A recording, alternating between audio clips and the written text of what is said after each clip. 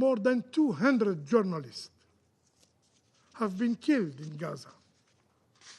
Do they deserve independent investigation and accountability? Accountability and justice are essential to prevent the repetition of such horrors. To those who believe that the ceasefire ended the suffering of the people in Gaza, I say, you are mistaken. Just yesterday, 5 newborn babies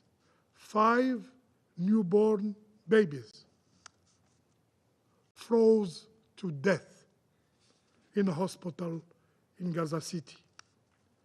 This is cruel. It is unacceptable.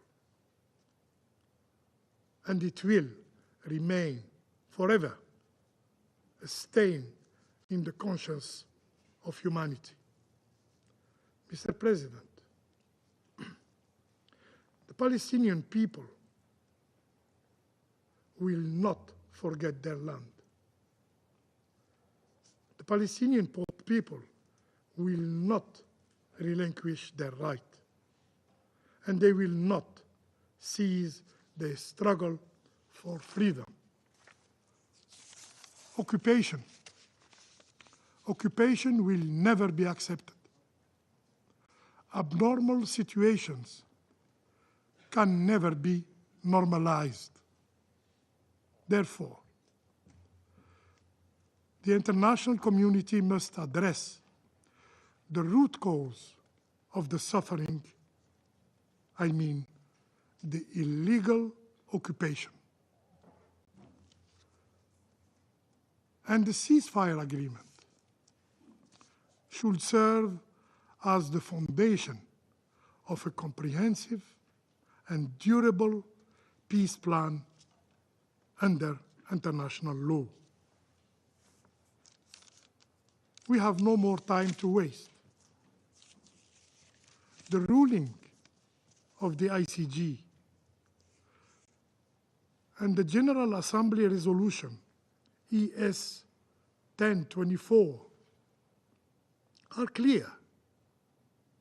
The Israeli occupation of Palestinian territories should be brought to an end. The international meeting to be held next June is an opportunity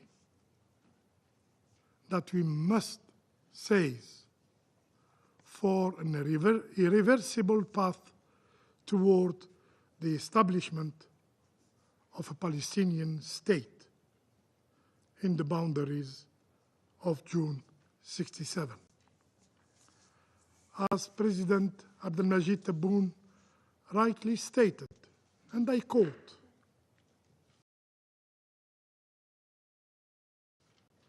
"It is our duty to promise it to them by international law, in full, national law, in full and without conditions." End of quote. This reality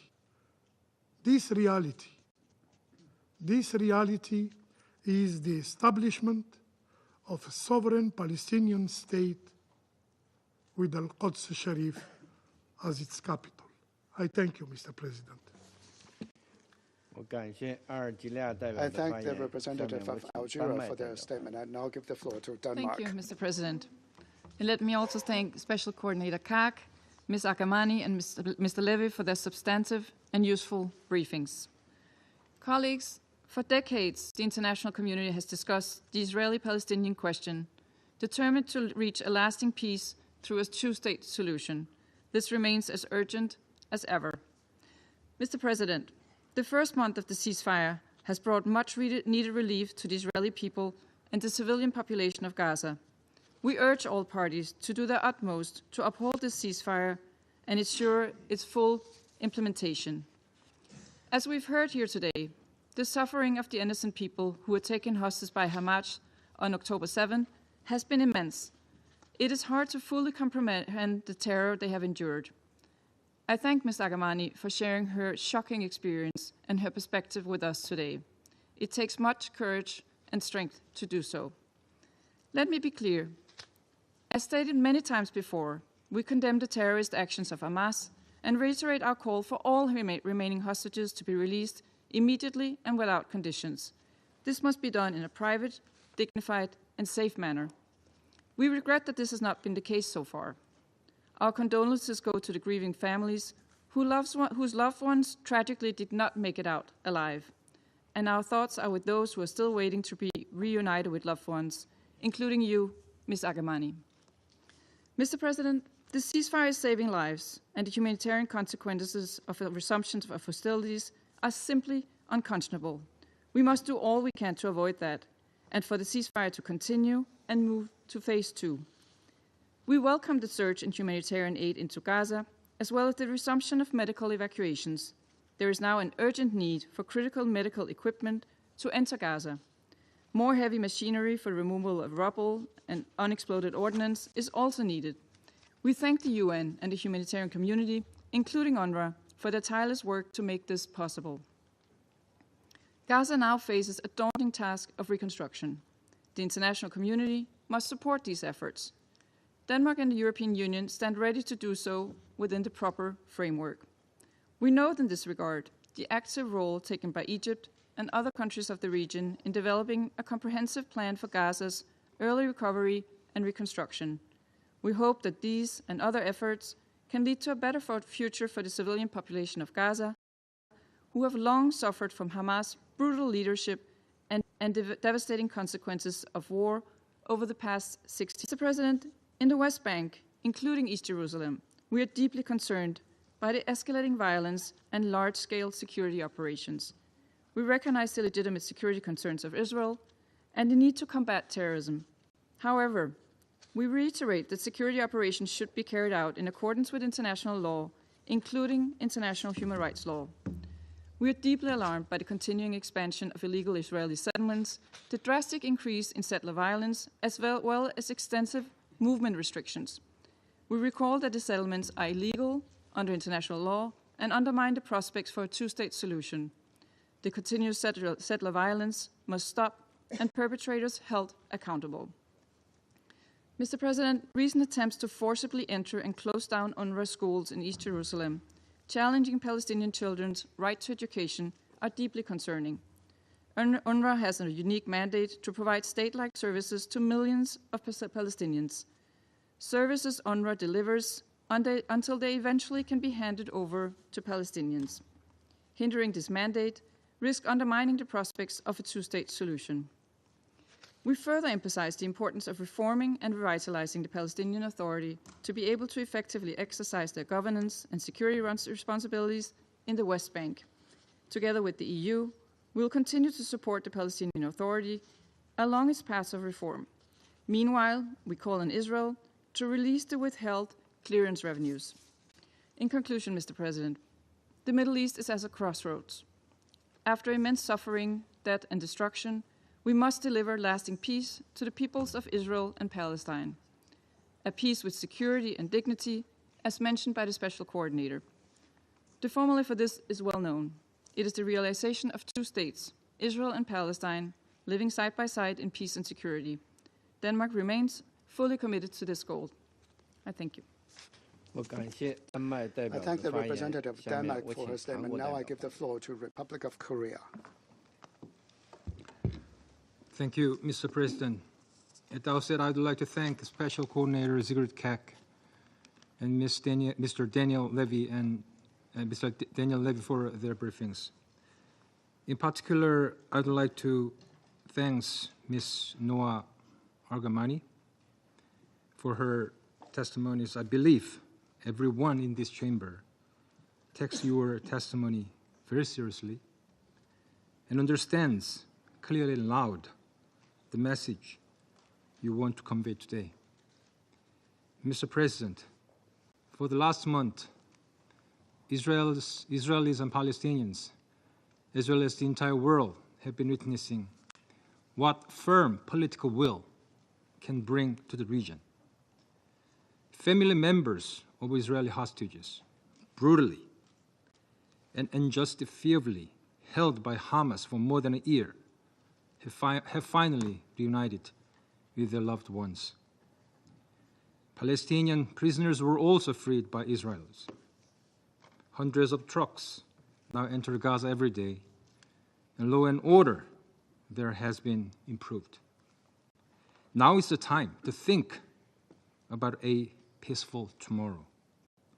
And it is clear that in order to prepare for those next days, beneficial to both Israelis and Palestinians, the current ceasefire deal must be extended to the second phase. Thus, we encourage both parties to faithfully engage in negotiations for these vital transitions, focusing on the pains of long-suffering hostages' families and Palestinian civilians in Gaza. Millions of lives hang in the balance. Innocent human beings must hold more weight than all other parochial political interests. To this end, we call on the parties to the conflict to sincerely implement the current phase of the ceasefire, hostage release agreement, with the utmost commitment. We share the emotional devastation of Israelis in finding out that one of the bodies retrieved last Thursday was not the expected hostage.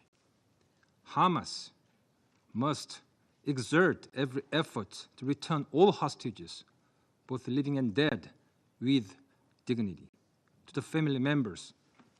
Israel must also abide by the agreed conditions of the deal and guarantee the entry of essential humanitarian aid, including medical equipment and shelters, and materials for recovery into Gaza. Temporary medical evacuations should also be ensured for those in need. We appreciate in this regard the ongoing efforts by mediators, US, Qatar, and Egypt, and believe that those countries will continue their utmost efforts to encourage the parties to reach a fruitful outcome soon. Mr. President, the ceasefire in Gaza must serve as a stepping stone for durable stability in Israel, Palestine, and beyond. In this regard, we remain deeply concerned about the current situation in the West Bank, including Israel's military operations, demolition of Palestinian homes, and violence by settlers against Palestinian civilians and their property. We are also concerned by OCHA and UNRWA's report that Palestinian access to education has been seriously undermined by restrictions and physical attacks on schools. We call on Israel to remain committed to all international obligations, such as the protection of civilian infrastructure and inviolability of UN facilities, including UNRWA schools. We also call on Israel to ensure the accountability of illegal actions by its nationals, including settlers. Furthermore, the ongoing Israeli presence in Lebanon and Syria does not pave the way for sustainable peace. Rather, it fosters hostility, undermines the new government, empowers armed groups, and erodes regional trust. We call on all parties to uphold international obligations to support regional stability and peace. Mr. President, for more than a year, we borne witness to the extreme suffering of both Israelis and Palestinians, including children.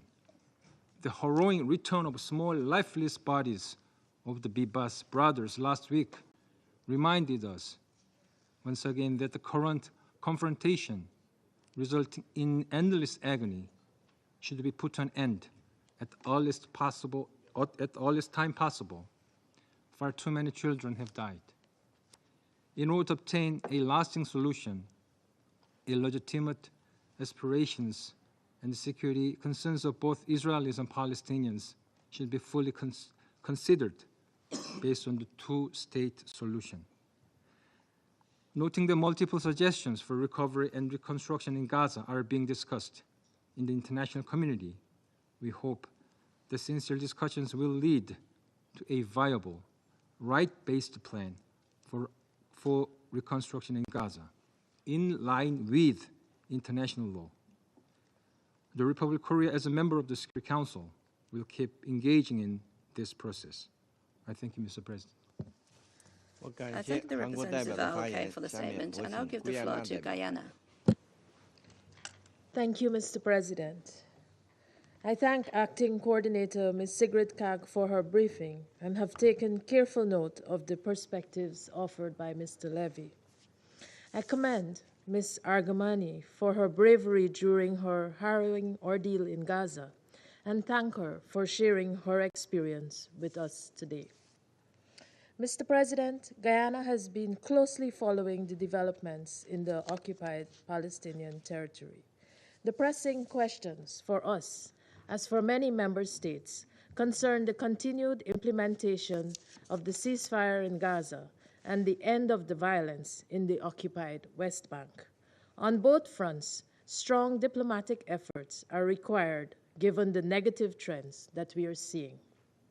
This Council must exert every effort to ensure that the parties continue the negotiations toward a permanent ceasefire.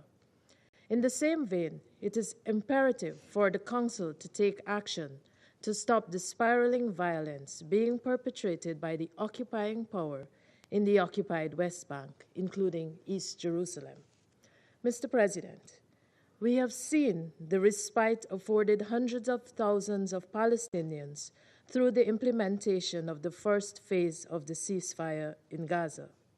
We have taken note, for example, that over 57,000 metric tons of food was brought into Gaza since the ceasefire, supporting more than 1.8 million people with full rations of food parcels. Notwithstanding some improvements, we are concerned that thousands still cannot access adequate shelter.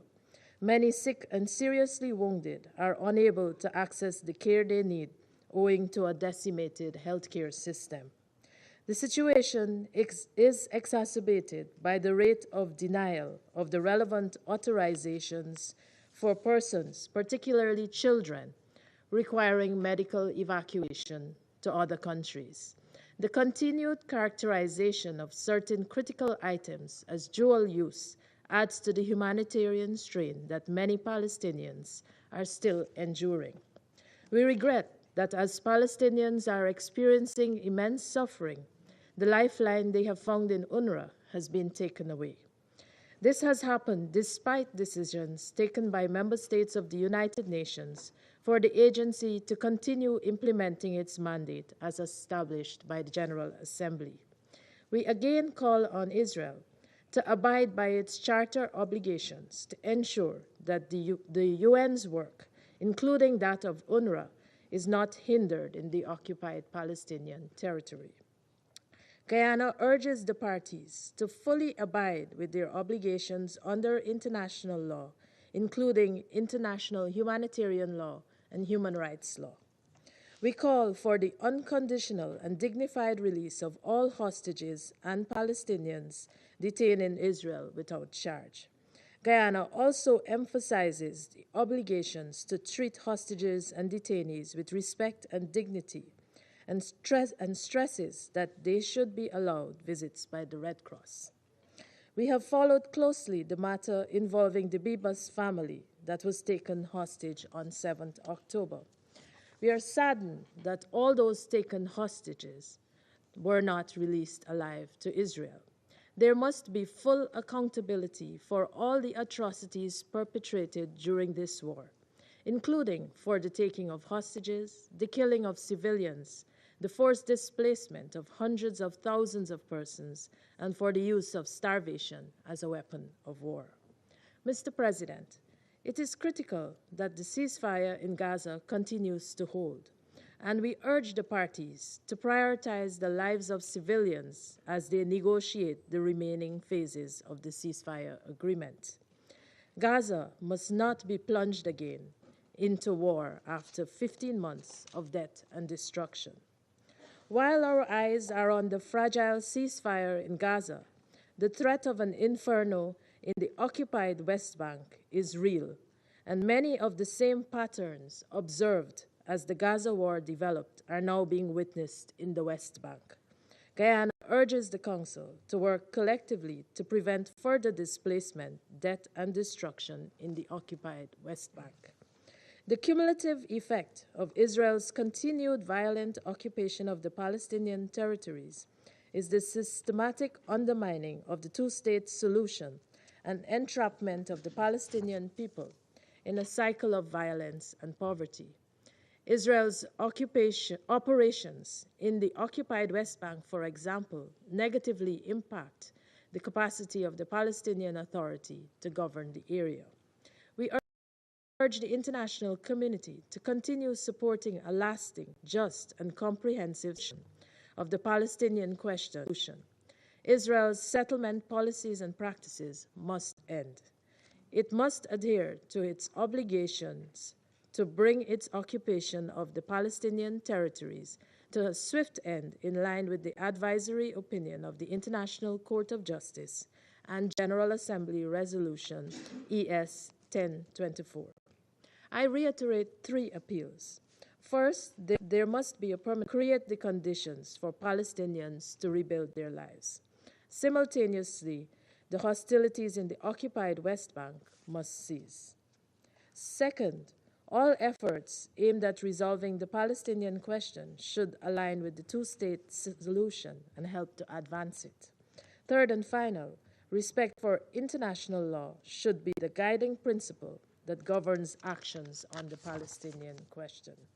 I conclude, Mr. President, by emphasizing Guyana's unwavering solidarity with the Palestinian people and our commitment to contributing positively to the quest for a comprehensive, just, and lasting solution to the Israeli-Palestinian conflict. I thank you. I thank the representative of Guyana for the statement, and I'll give the floor to the representative of Somalia.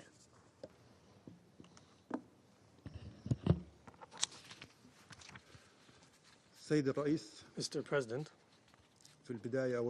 at the outset, I would like to thank Special Coordinator Ms. Sigrid Kaag for her informative briefing and for her continued efforts to facilitate mediation and humanitarian assistance in Gaza.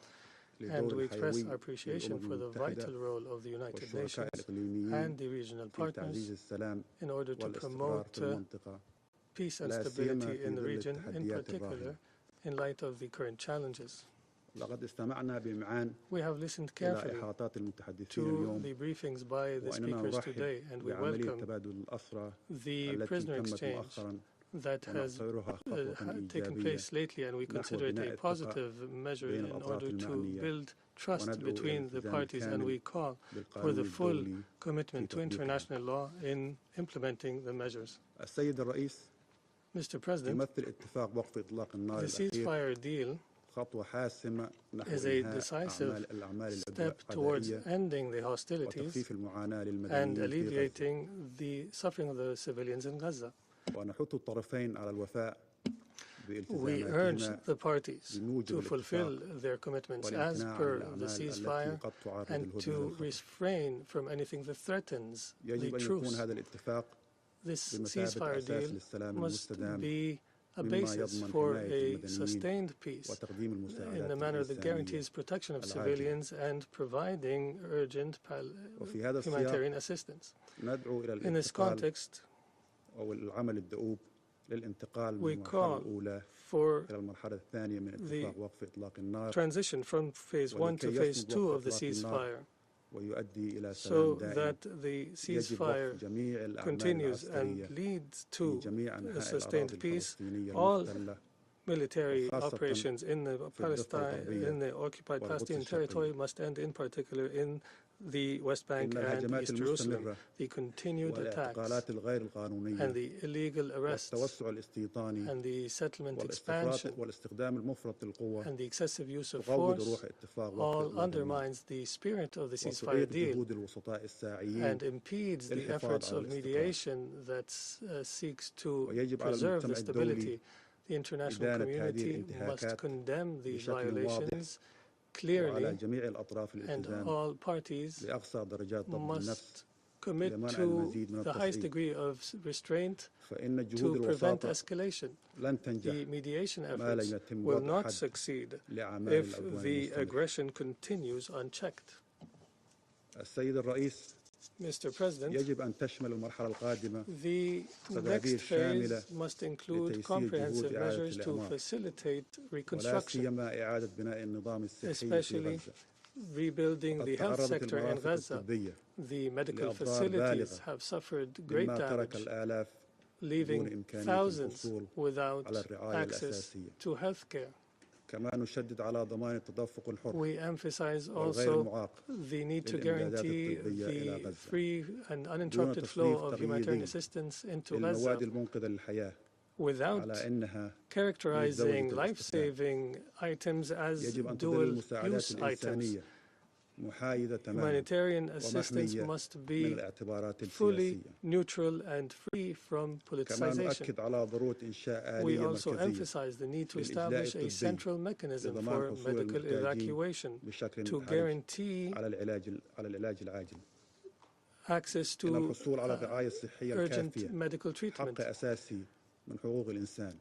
Healthcare is a fundamental human right, and all efforts must be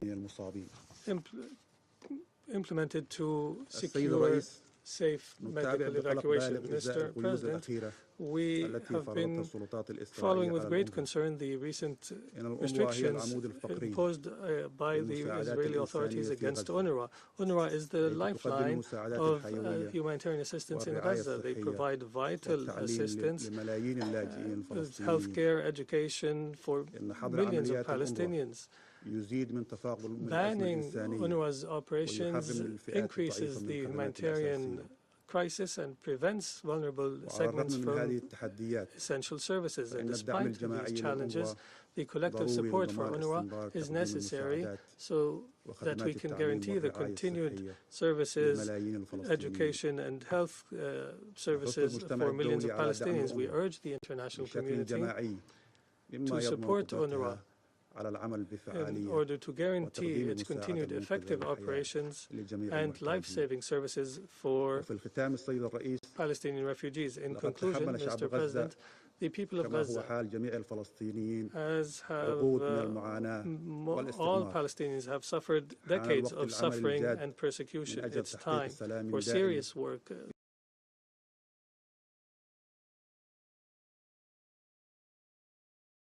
for the sake of lasting peace, serves justice and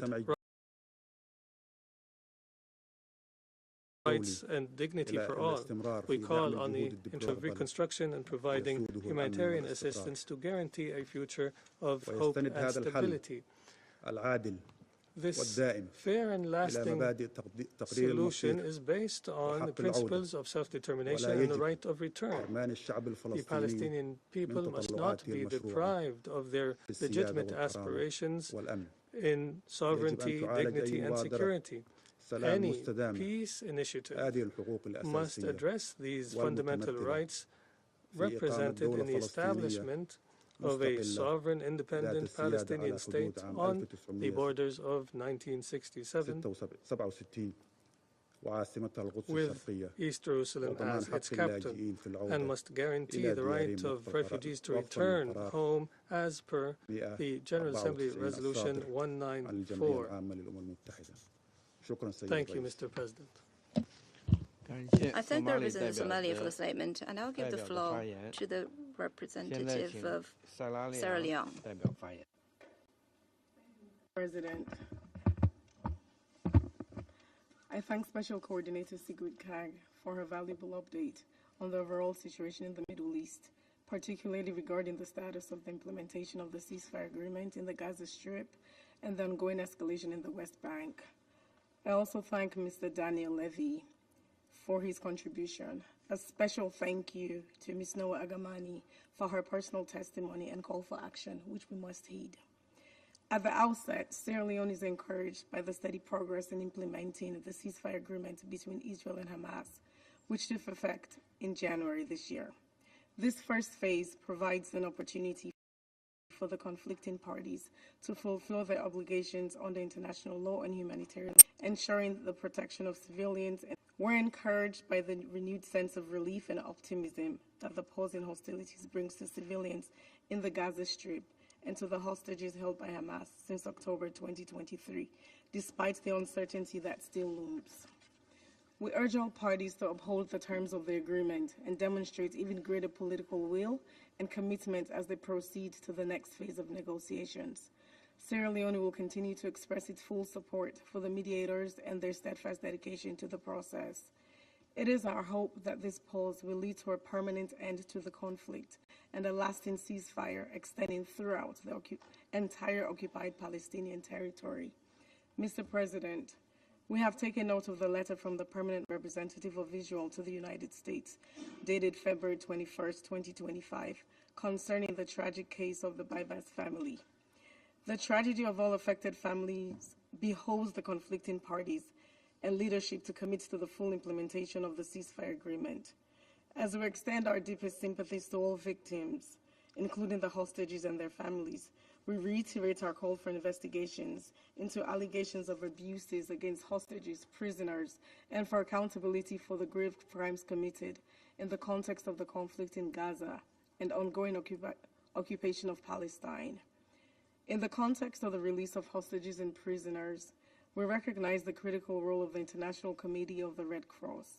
We also commend the humanitarian workers on the ground who are providing urgent assistance to the thousands of civilians returning to rebuild their homes.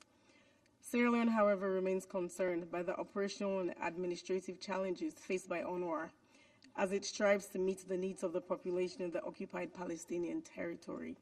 We reiterate our call for UNRWA to be allowed to continue its operations as it remains a vital lifeline for the Palestinian people.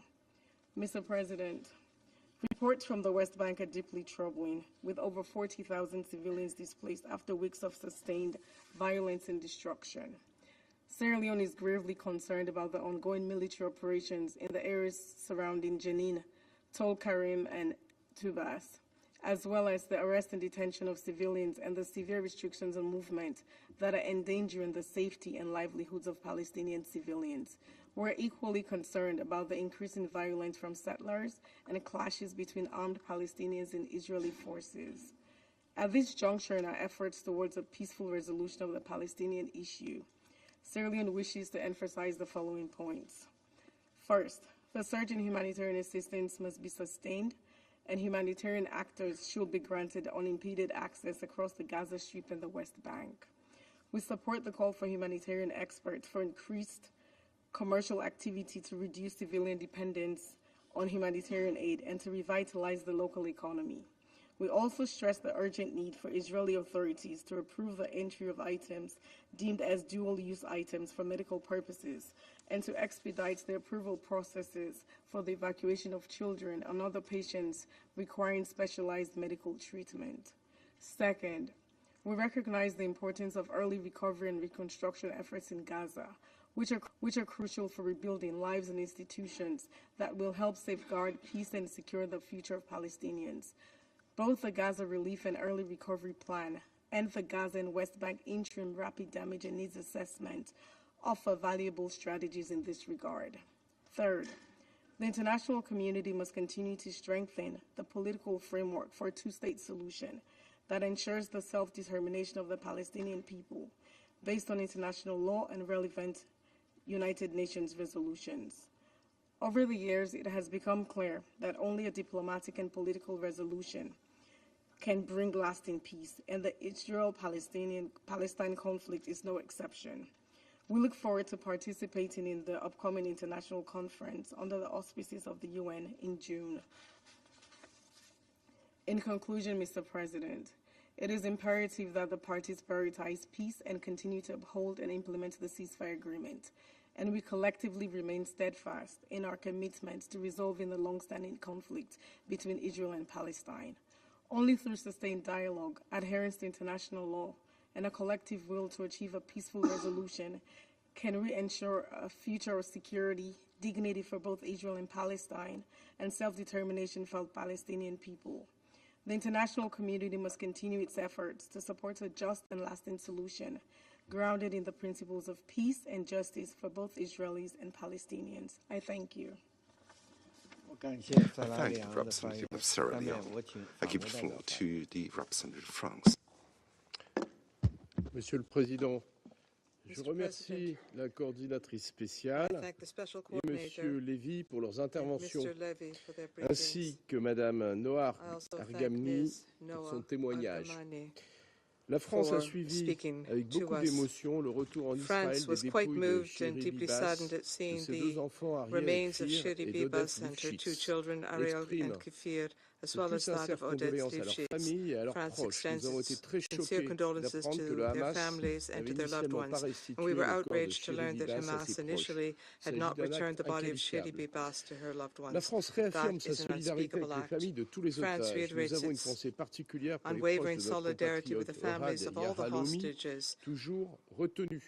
We are thinking in particular of the loved ones of our compatriot Ohad Yahalomi, who is still being detained, and we stand with the Israeli people following the barbaric terrorist attacks committed by Hamas on the 7th of October 2023, which we have condemned. This is the worst anti-Semitic attack and massacre since the Shoah. France will continue to act tirelessly to ensure the release of all hostages.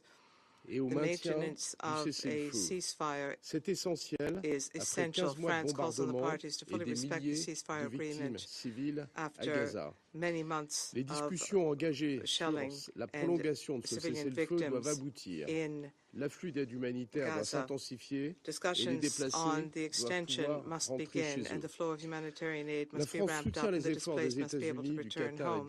France supports the efforts of the US, Qatar and Egypt to facilitate talks. In support of the ceasefire, France has deployed specialized personnel to the Rafah crossing point within the framework of UBAM Rafah. Access to the Gaza Strip must be ensured by Israel for humanitarian actors, and their work must be facilitated in accordance with IHL. We reiterate our support for the essential action of UNRWA and of all humanitarian actors. The situation in the West Bank is quite disturbing. France calls on the Israeli authorities to show greater restraint and to comply with international humanitarian law and ensure the protection of the civilian population. The settlements are illegal. And settlement activity must end. Qui doivent également prendre fin. And the violence carried out by settlers must also end as well. Mr. President, it's time for the Council to take up the issue of the future of the Gaza Strip and its reconstruction.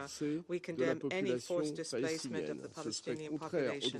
This would run counter to international law, and it would be dangerous for stability in the region. We support Egypt's efforts and the efforts of the Arab group to draft a plan for the day after and for the rebuilding of Gaza. The Palestinian Authority must be able to govern throughout the Palestinian territories. Hamas cannot be part of the solution. The future of Gaza cannot be delinked from a comprehensive political settlement in the Israeli-Palestinian conflict.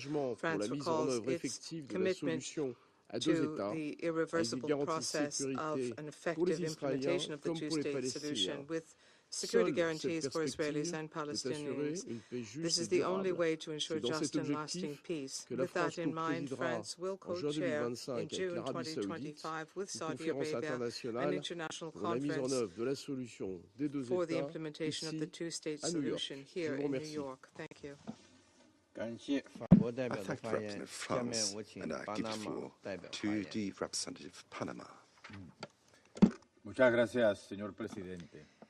Thank you very much, Mr. President. Panama welcomes the holding of this meeting, and we are grateful to Ms.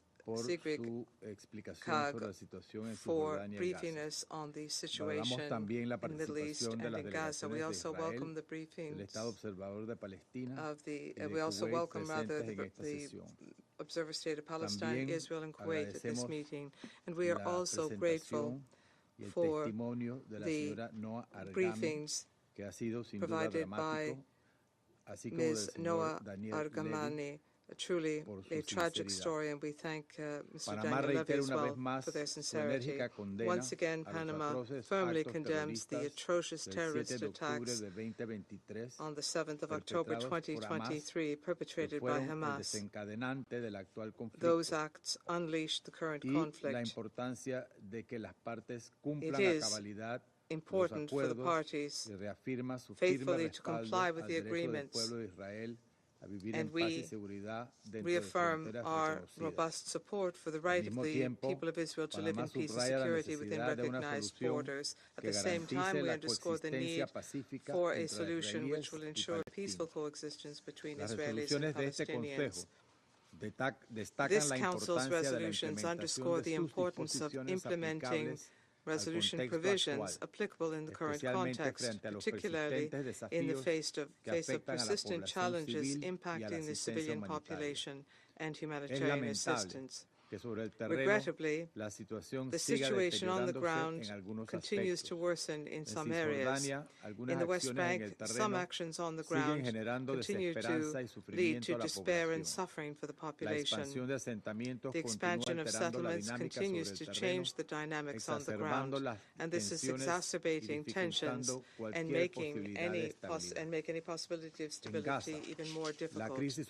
In Gaza, the humanitarian crisis continues to reach alarming levels. More than 1.5 million people have been displaced. Healthcare centers have collapsed, and life-saving humanitarian aid continues to be blocked and cannot meet the urgent needs resulting from the crisis.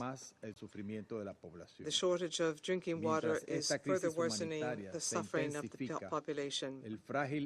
While this humanitarian crisis, has increased the fragile ceasefire between Israel and Hamas, thanks to intensive diplomatic efforts, has held despite some setbacks, be they intentional or not, and these setbacks have complicated compliance by the parties with their obligations and threaten a serious risk of collapse. The current tension involving the release of Israeli hostages and Palestinian prisoners have undermined stability in the process and have threatened to unleash a new wave of violence. If this ceasefire fails, then the human toll will be incalculable, and prospects for regional peace and stability will fade further. We have frequently condemned categorically attacks perpetrated by Hamas. Israeli hostages cannot continue to be used as bargaining chips to exert pressure.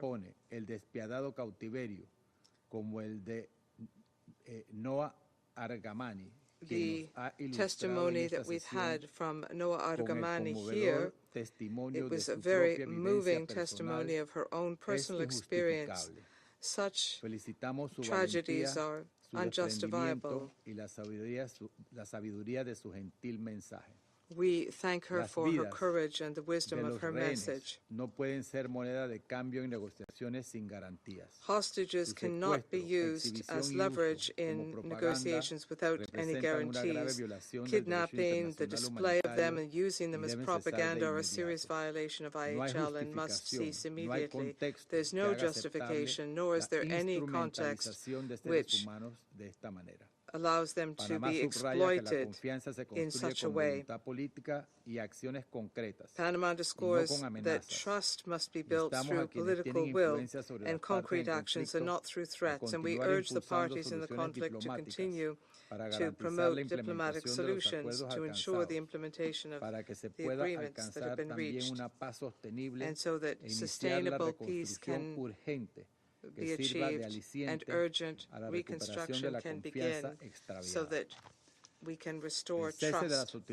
The cessation of hostilities alone will not resolve uncertainties about the future of Gaza, where humanitarian and institutional devastation require rebuilding and effective governance for lasting stability. The international community must go beyond ending violence and must address the conditions that have led to a prolongation of conflict. Mr. President, entire generations of Israelis and Palestinians have grown up under the shadow of violence, and children, rather than learning in school, have had to survive and have seen their childhoods cut short as a result of this never-ending conflict. Hundreds of thousands of lives have been taken away. These are not mere figures, not cold statistics. These are people with names, with pasts, with dreams that they will never fulfill, with families who mourn them, and families who will be marked by the empty space they have left.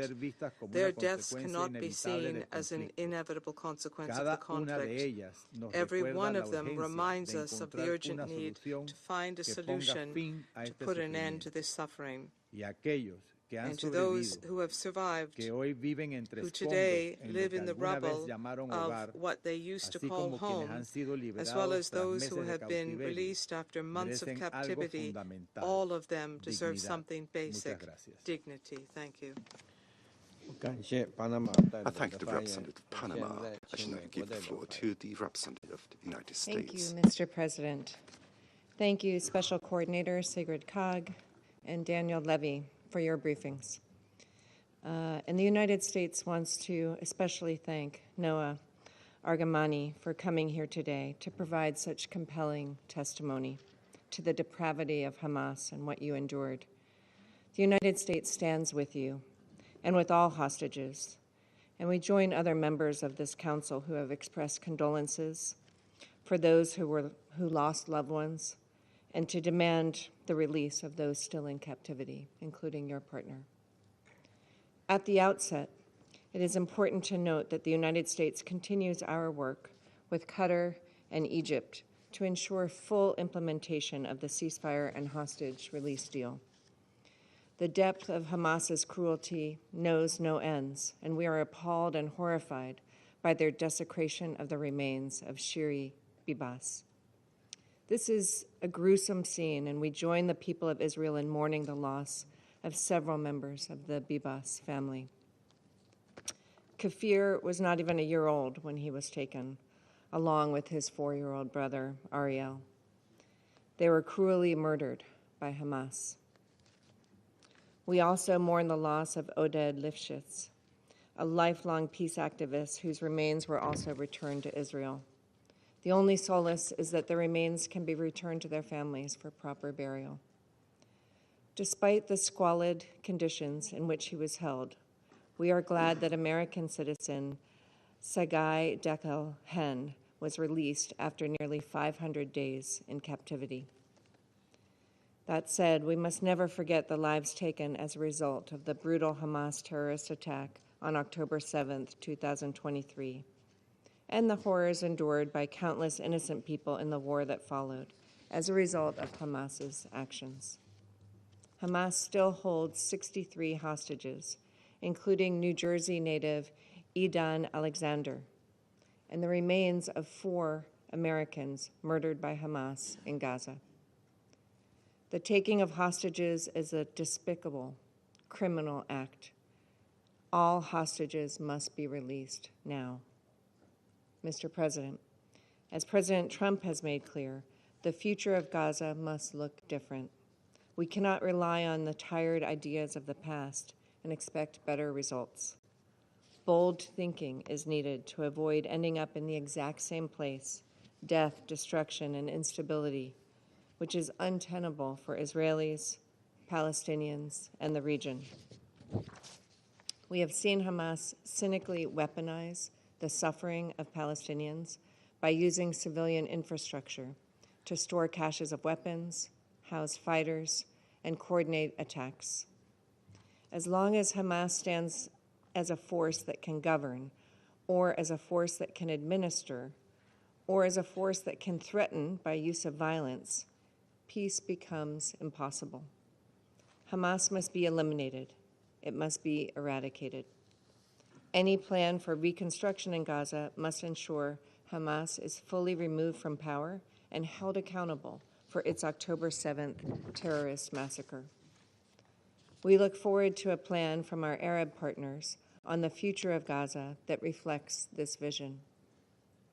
Mr. President, as Israel continues to balance its safety and security requirements, we recognize its efforts to facilitate the delivery of humanitarian aid to the people of Gaza. We urge countries to support this effort through additional funding to scale up much-needed aid. The United States reiterates, UNRWA is not and never has been the only option for providing humanitarian assistance in Gaza. UNRWA's work has been tainted and its credibility called into question due to the terrorist ties of its staff that were exposed during the October 7th attack. It was Israel's sovereign decision to close UNRWA's offices in Jerusalem based on conditions on the ground. Other UN agencies can and have done this work with appropriate safeguards to ensure assistance is not diverted, looted, or misused by terrorist groups.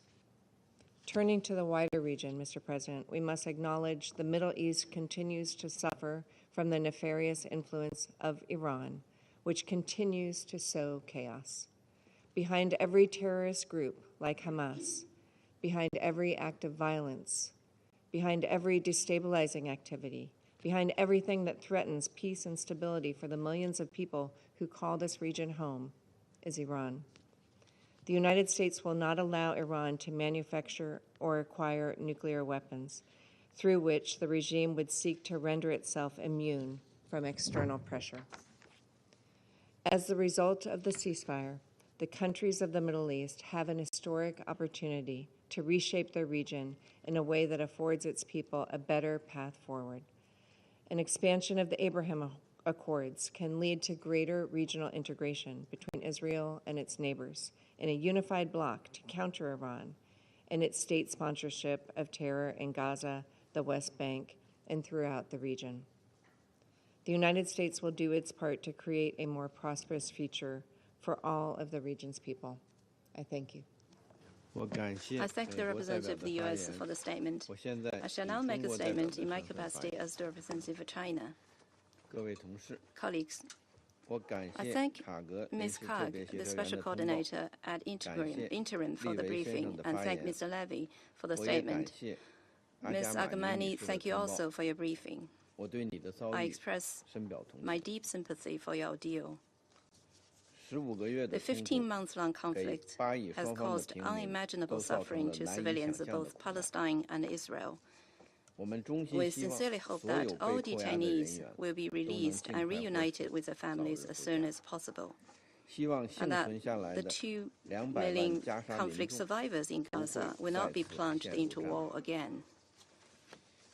Thus, the Gaza ceasefire agreement must be fully and continuously implemented to ensure a permanent ceasefire. We are gravely concerned about the recent frequent violations of the ceasefire agreement and strongly call on parties concerned to fully implement the ceasefire agreement. In particular, the provisions on access of humanitarian aid and release of detainees, among others, must be implemented strictly, seriously, and in good faith.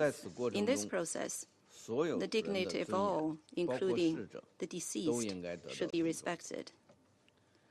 Negotiations on the second phase have been deferred. The international community should encourage and support the parties in moving ahead with the negotiations as soon as possible. Countries with major influence on parties, in particular, should play a role to that end. The massive Israeli attacks on the West Bank has lasted over a month, creating the largest displacement of Palestinians since 1967. Israel has also indicated it will maintain a long-term military presence in the West Bank. The situation continues to escalate. The developments are worrying. War must not be reignited in the West Bank. West Bank must not become the next Gaza. China calls on Israel to stop its military operations in the West Bank, cease the settlement expansion, and curb settler violence in earnest, and calls on all parties to work together for early de-escalation of the situation.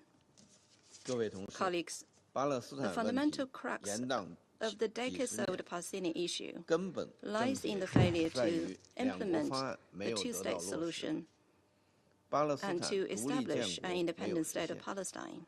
Gaza and the West Bank, including East Jerusalem, are all inalienable parts of the state of Palestine and the homeland of the Palestinian people, not bargaining chips for political deal-making.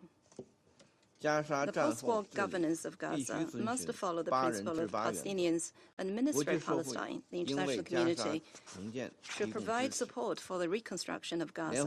The role of UNRWA in the humanitarian relief and post-war reconstruction of Gaza is irreplaceable, and its normal mandate delivery must be guaranteed. We call on the international community to step up its efforts to advance the political process of the two-state solution and to provide necessary guarantees to that end.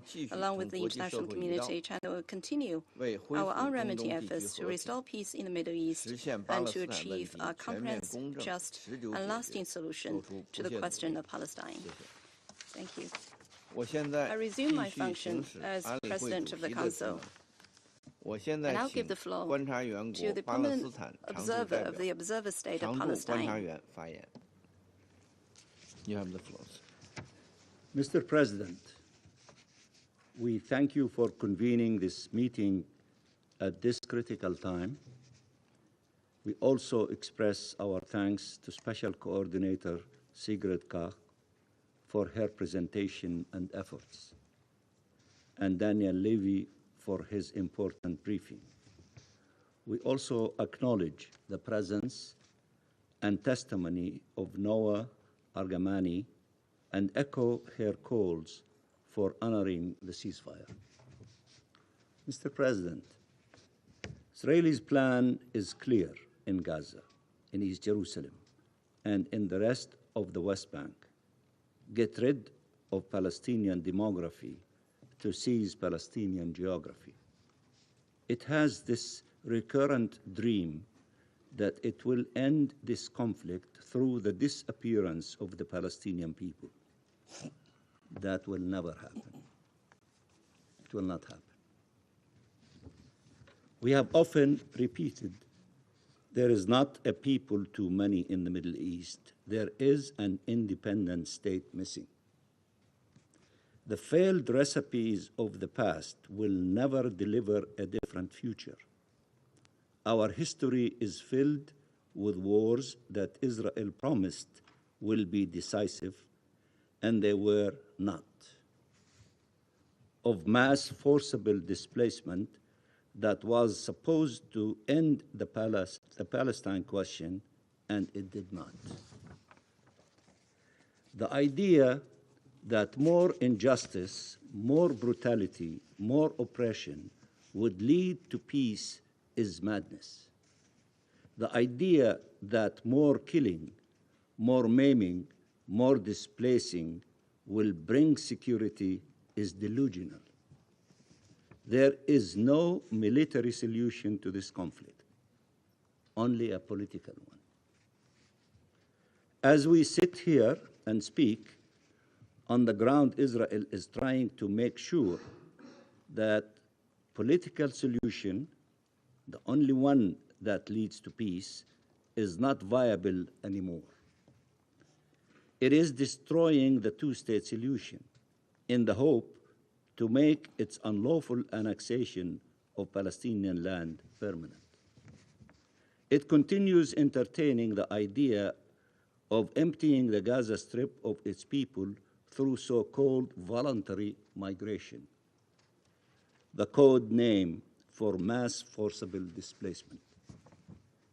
It is conducting a large-scale military assault against the Palestinian people in the West Bank, notably against refugee camps, which has led to the largest displacement of Palestinian population there since 1967, with over 40,000 Palestinians displaced, and now stating it will not allow their return and intends to stay there for a year. While the Arab world are trying to find a way out of the hell Israel left behind in Gaza, Israel is unleashing hell in the West Bank. When we speak of the utter and wanton destruction of Gaza, of human tragedy and people's ordeal, of the devastation of how Gaza was made unlivable, let us not forget Israel's responsibility as it deliberately spread destruction across all of Gaza with the very purpose of making it unlivable. Mr. President, there is only one way forward. Preserve the ceasefire in Gaza and ensure its full implementation in line with Council Resolution 2735 and end the escalation and aggression in the West Bank leading to a permanent cessation of hostility. Ceasefire has to be permanent. Reconstruction of Gaza while its people remain in Gaza and while they participate and benefit from such reconstruction. The Palestinian government assumes its full responsibilities throughout the OPT and should be enabled and supported in this endeavor. A cessation of all the policies that entrench the occupation and conflict instead of ending them. Ending the occupation, achieving the independence of the State of Palestine, and implementing the two-state solution. Mr. President, enough bloodshed, enough agony, enough suffering. Let me repeat that. Enough bloodshed, enough agony, enough suffering. Israel has killed at least 50,000 Palestinians, maimed, displaced, arbitrarily arrested, tortured, and caused suffering for millions of Palestinians. Our children have been killed, amputated, orphaned, displaced, traumatized. This has to stop. It has to stop. We have seen in recent days another attempt by the Israeli government at dehumanizing the Palestinian people as a whole and at justifying the killing of our children. There can be no justification for harming children, for harming all children from everywhere. Israel killed thousands of Palestinian children, often in atrocious conditions. Leone Hamada, 15 years old, was with her mother, father, her 3 siblings, and her cousin in a car, evacuating from Gaza City in the morning. She called emergency services after her parents and her siblings were shot dead. And I quote, "They are shooting at us," she screamed. "They are shooting at us. The tank is next to me. We are inside the car, and the tank is next to us."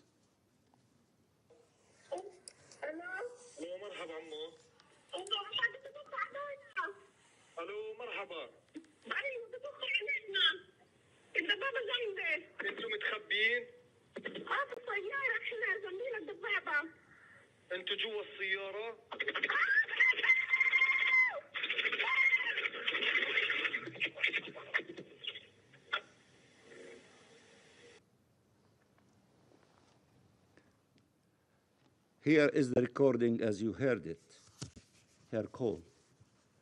After this salvo of bullets, Leone went quiet. A few moments later, her 6-year-old cousin, Hind Rajab, picked up the phone. Let me show you her picture.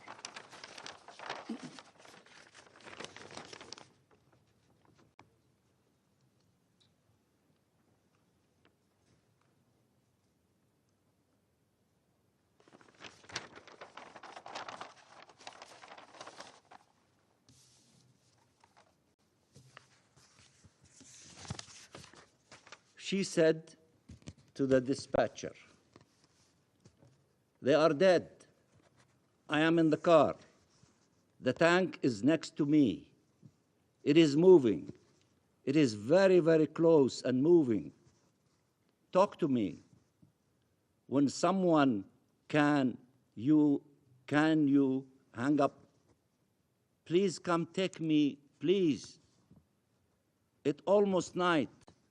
The night is approaching. I am scared. Please come, take me." Listen to the voice of Hind Rajab and imagine her agony and the agony of her family and of thousands upon thousands of Palestinian families. ميتين؟ وهم هلا معك بالسيارة؟ هذا جنبية. الدبابة وين؟ جنبية. الدبابة جنبكم؟ عم تتحرك ولا واقف؟ نزل حدا منها؟ هي بتتحرك. تتحرك؟ طيب هي بتتحرك جنب السيارة ولا هي جاية من ورا السيارة أو من قدام السيارة؟ من قدام السيارة. هي جاية عليكي من قدام السيارة الدبابة؟ قريب كتير؟ كتير. وعم تمشي؟ ما بدنا نخاف. انت معي. انا معك يا عمري. انا معك. انا معك ليجي حدا ياخذك، ما بدي اسيبك لحالك. لما يجي حدا بتفكري ايه؟ لما يجي حدا يكون هي بتفكري. لا انا بدي اتمني معاكي لا I'll stay with you to make sure you're okay. ايش يا عمري؟ Stay with me, stay with me. Oh, sweetheart, I'm here with you. I will not leave you alone.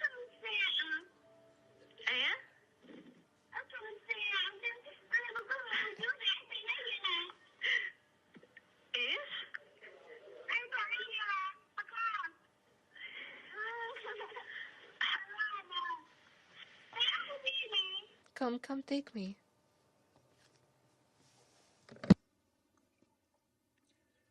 The dispatcher stayed on the phone with her, trying to reassure her, "God will protect us," playing, counting games.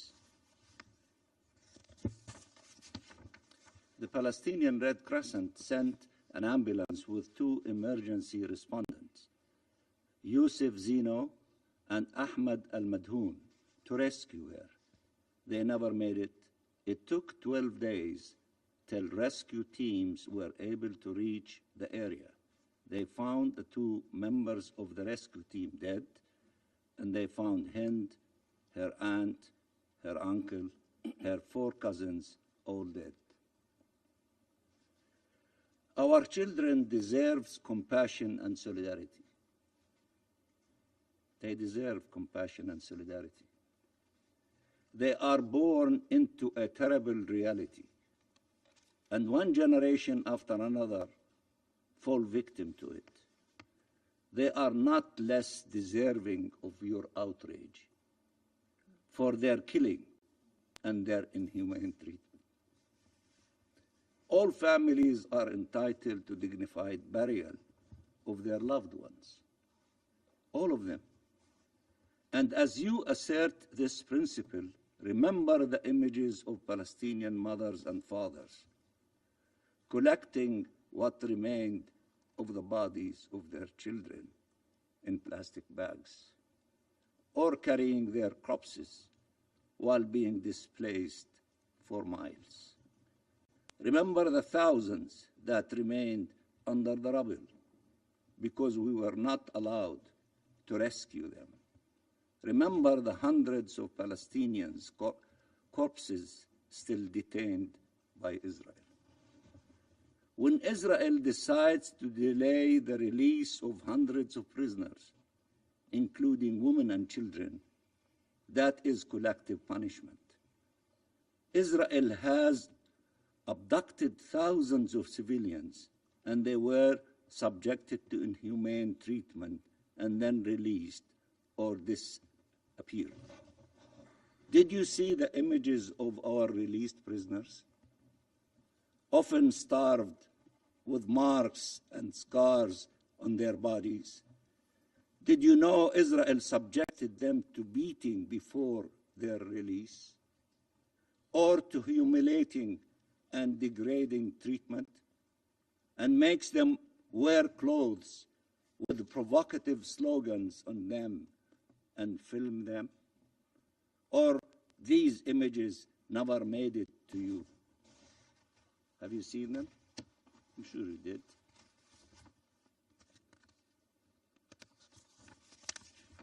Israel considers these kinds of actions, all these actions, as normal and justified. Aren't all Palestinians presumed guilty by Israel? Do you? As my friend from Algeria said, no double standards. If you care about humanities and international law, don't exclude the Palestinians. Be fair. Deal with everyone, especially the children. Be fair. Justice does not serve only one group of people and ignore other children. It serves all of them. It is always strange to see Israeli officials who have called for and justified genocide speak of the need for de-radicalization. The most extremist views are out there in the public sphere, including that Palestinians do not exist or do not deserve to exist, that raping and torturing prisoners is justified, that starving Palestinian civilians is morally justified, that all our children are guilty. And these are not only theoretical views. Israel is acting upon them. And if it is the one committing the action, it is no longer barbarism. To the contrary, it is the only to safeguard civilization. This is a narrative that countries in these halls know well, a narrative to justify the oppression of entire nations. Mr. President, what we need is not more violence. It is to break the cycle of violence. That's what we need. We can always find justification for revenge, but will it ever solve the problem? We owe it to our peoples, to our children, to end this conflict, not find reasons to continue perpetuating it. All children deserve to live in freedom and dignity and security. All children. We have repeated many times how important it was to be consistent. The rules of humanity and legality do not change with nationality, religion, or race. Human dignity should always be preserved, and civilians should always be protected, not killed, not paraded, not ill-treated. The sanctity of human life should be respected, and the respect owed to the dead should be honored. We reject all actions that run counter to these principles. As we ask you to know the stories of our children and to remember their names, we offer our condolences to the Bibas family. Nothing justifies what happened to Kfer and Ariel Bibas or their mother, Sherry. They should have been safe in their homes with their families, as our children should be safe in their home with their family. Challenge those to repeat the sentiment of humanity that we have, if they have any of it. We are collectively failing them, failing to offer the protection they deserve, failing to stop the suffering, failing to offer a different future. In Gaza, the loss of children and the loss experienced by children can barely be grasped. What they need now is not further uncertainty, but the knowledge that the world will be by their side. Mr. President, we said from the first day this assault will be against the Palestinian people as a whole. Through indiscriminate killing and wanton destruction, we said only a ceasefire can allow Palestinian and Israeli families to be reunited in life, can allow to put an end to the mass starvation of Palestinians, can allow to stop the effort for their forcible displacement. We said that Israel's goal was the remains annexation, and that after Gaza, Israel will intensify its assault on the West Bank. How many hostages were released in military actions, and how many hundreds of Palestinians have perished in these military attacks that were supposed to rescue the hostages but led to the death of many of them? And how many hostages have been released through ceasefire agreements? Ceasefire works. Ceasefire saves lives. For the US, the conclusion of this agreement and its implementation is about the hostages. But for Israel, was it? The next few days yet again test its true priorities.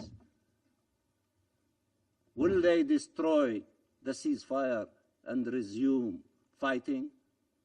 Or will all of you, will all of us make the ceasefire permanent to save lives? Mr. President, the fate of our people is not to be killed and be displaced and be occupied and oppressed. No people would accept such a fate. Help us to demonstrate to our people that there is a peaceful path that leads to freedom and justice and peace. Palestinians and Israelis are not destined to be eternally at war. Peace is possible. Peace is possible. And after all this suffering, peace is indispensable. It is indispensable. It is imperative. We need it. Blessed are the peacemakers, for they shall be called children of God. Thank you. I thank the permanent observer of the Observer State of Palestine for his statement. I now give the floor to the representative of Israel. Thank you, Mr. President. And thank you, Special Coordinator Kach, for your briefing. Today marks a historic and deeply emotional moment. For the first time, a freed hostage has shared her story before this council. Noa Argamani is not just a witness or a victim of Hamas's cruelty, she is a survivor. With unimaginable bravery and dignity, she has endured the unthinkable and emerged to speak for those who still cannot. Noa, we are honored by your presence, and we are praying every day for the safe return of your partner, Avinatan Or, and the 62 other hostages who remain in captivity.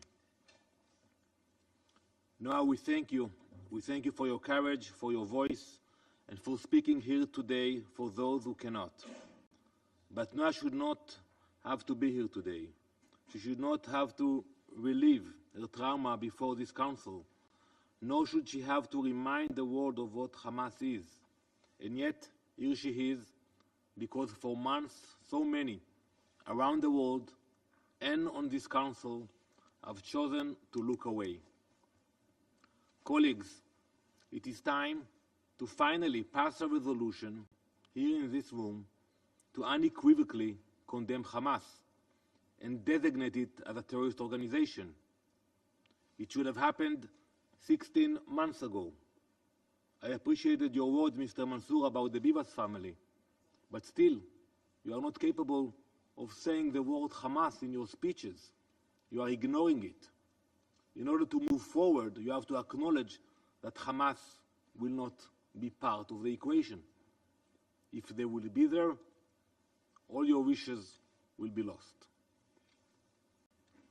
After Noah's testimony, I'm not sure how anyone in this room could possibly object to such a resolution. We have heard many times in this chamber doubts raised about our determination efforts. I am sure we will hear it again. However, there is no longer any need to justify why Hamas must be eradicated. The truth is undeniable. Hamas is a terrorist organization that slaughters, tortures, and kidnaps civilians. So Israel will continue to act. We will not be deterred. We will eliminate Hamas. Believe me when I say it. We will bring our people home, and we will secure the safety and future of Israel. Today, when you look at Noah sitting here in this chamber, remember the story behind the face you saw on that motorcycle. Remember the months she spent hidden from the world. Remember Yossi Sharabi and Itai Svirsky, who died beside her. Remember Rabbi Natan Or, who still waits in the dark to be brought into the light. This is not simply Noah's story. It is a story of every hostage and every family shattered by Hamas's terror. It is a story that will not end until each one of them is back home. The question now is whether this council will help write that ending or continue to look away. For months, Hamas has psychologically tortured and toyed with families desperate for answers. They have released hostage lists at last possible moment, forcing families into a cycle of unbearable uncertainty. They refuse to provide the Red Cross with access to the captives, leaving parents to go to sleep each night not knowing whether their children are dead or alive. And worst of all, they have played with the hostages themselves. You have heard, Noah, forcing them into their despicable theater of cruelty. Every time hostages are released, Hamas stages a sickening and vile ceremony designed to prolong the suffering of those still held captive. Just this past Saturday, those monsters forced Eviatar David and Guy Gilboa Dalal to watch one of these ceremonies from inside a van that brought them to the site. As they pleaded for their own release, their captors took every opportunity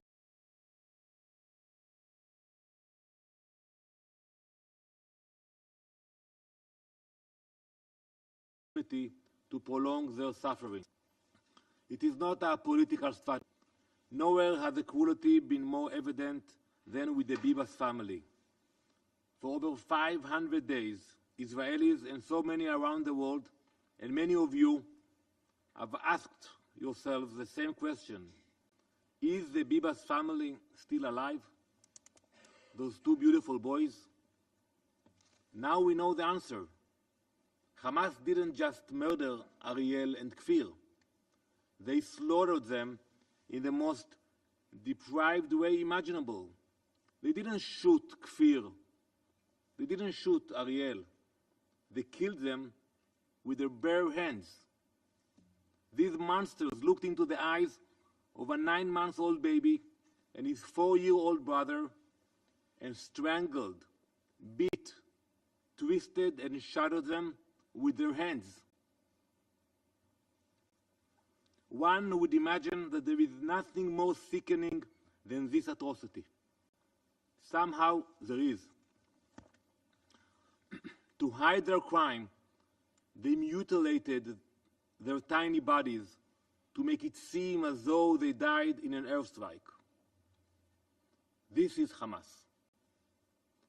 This is who they are in their souls: child murderers, butchers.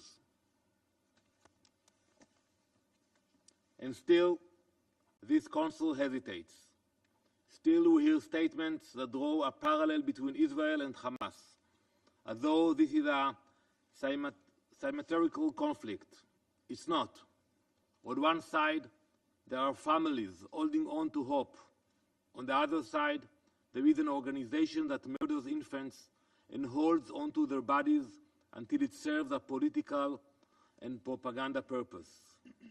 Believe me, no matter what happens, our commitment to freeing all the hostages and completely eradicating Hamas is unshakable. We have heard endless discussions about humanitarian efforts in Gaza. You are all aware of the thousands of trucks entering Gaza every week, thousands, delivering aid.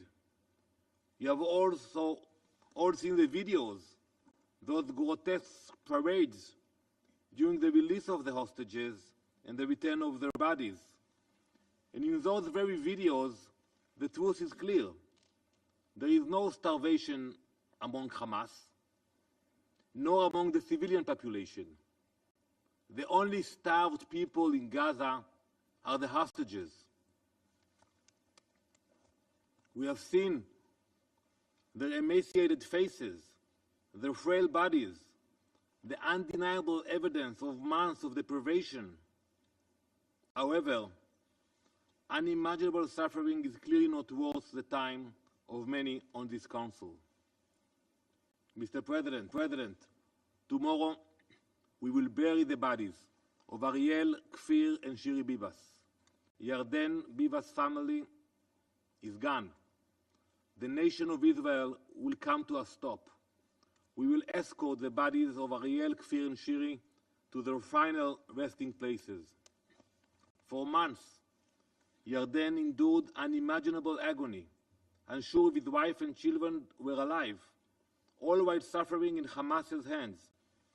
Now, thanks God, he is back in Israel, but his torment continues. Instead of captivity, he faces an unbearable silence. Where his wife and children should be, there is nothing.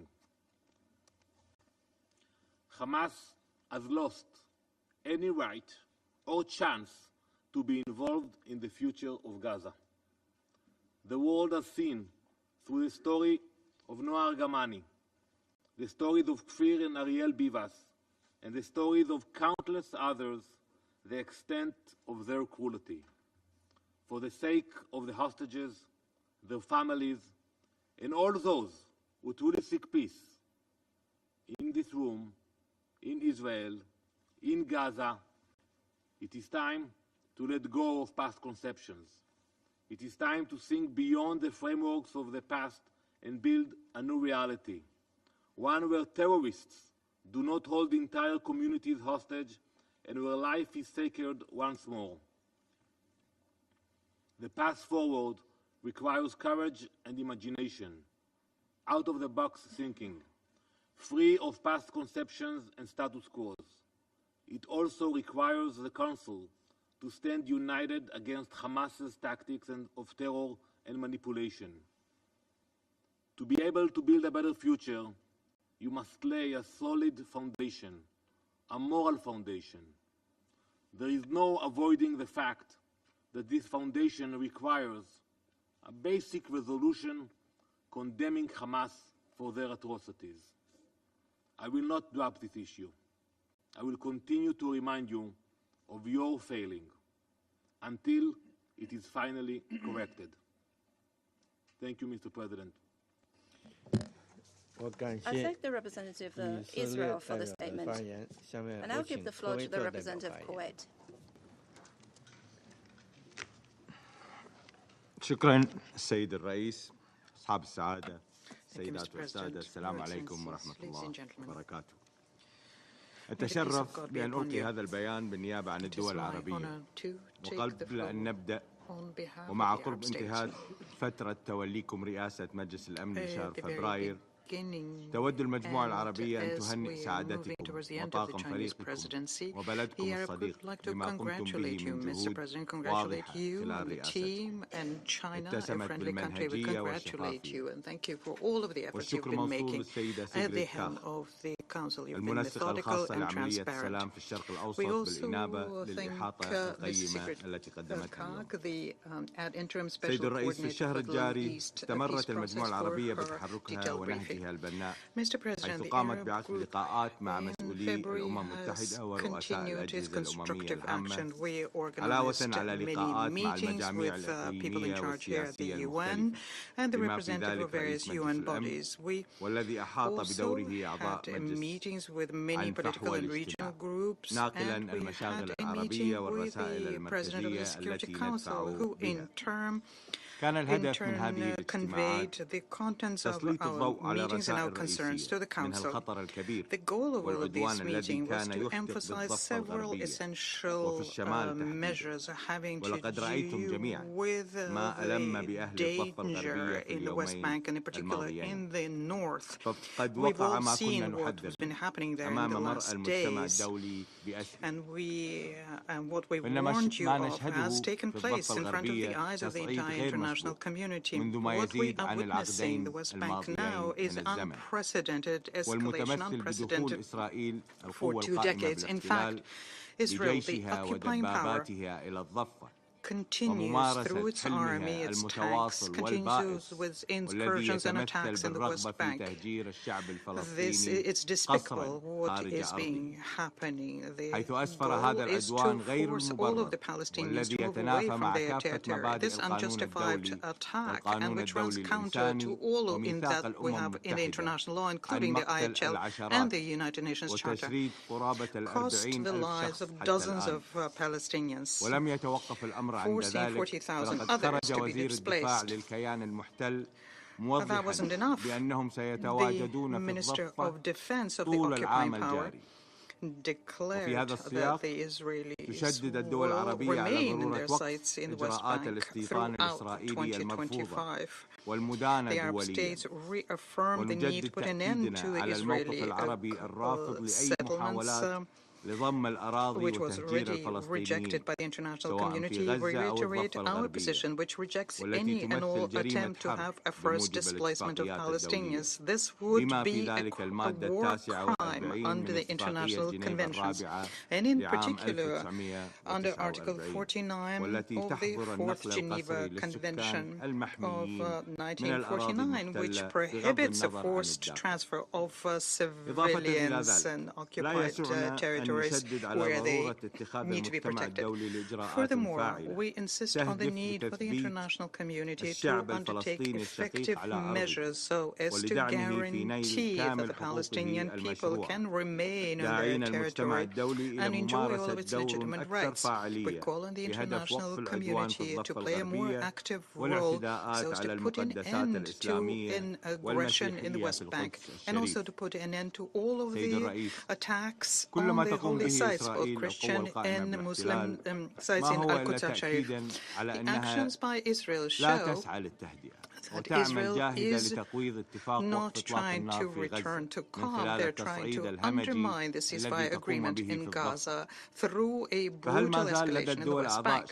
In this context, the member states, do they still have any doubt remaining about the manipulation by the occupying entity, which is not an its commitments and trying to undermine any possibility to get to peace so that the occupying entity continues its crime of genocide against Palestinians. Will the Security Council remain silent while its serious violations continue, their war crimes and crimes against humanity? Are you waiting for a repetition of this, that this tragedy triggered by the occupying entity repeats in Gaza? Or will the Security Council get out of its lethargy after the death of tens of thousands of Palestinians?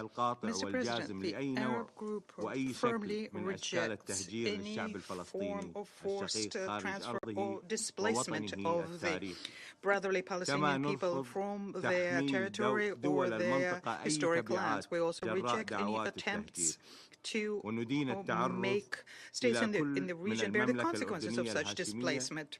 We denounce, in particular, what the Hashemite Kingdom of Jordan was exposed to, and the Arab Republic of Egypt and the Kingdom of Saudi Arabia in the wake of attempts to do this with the Palestinian people. This will only complicate the situation and have nefarious effects on peace and the situation in the region, which in turn will impact international peace and security. We welcome the position of the international community when they firmly reject such appeals which run counter to international legality.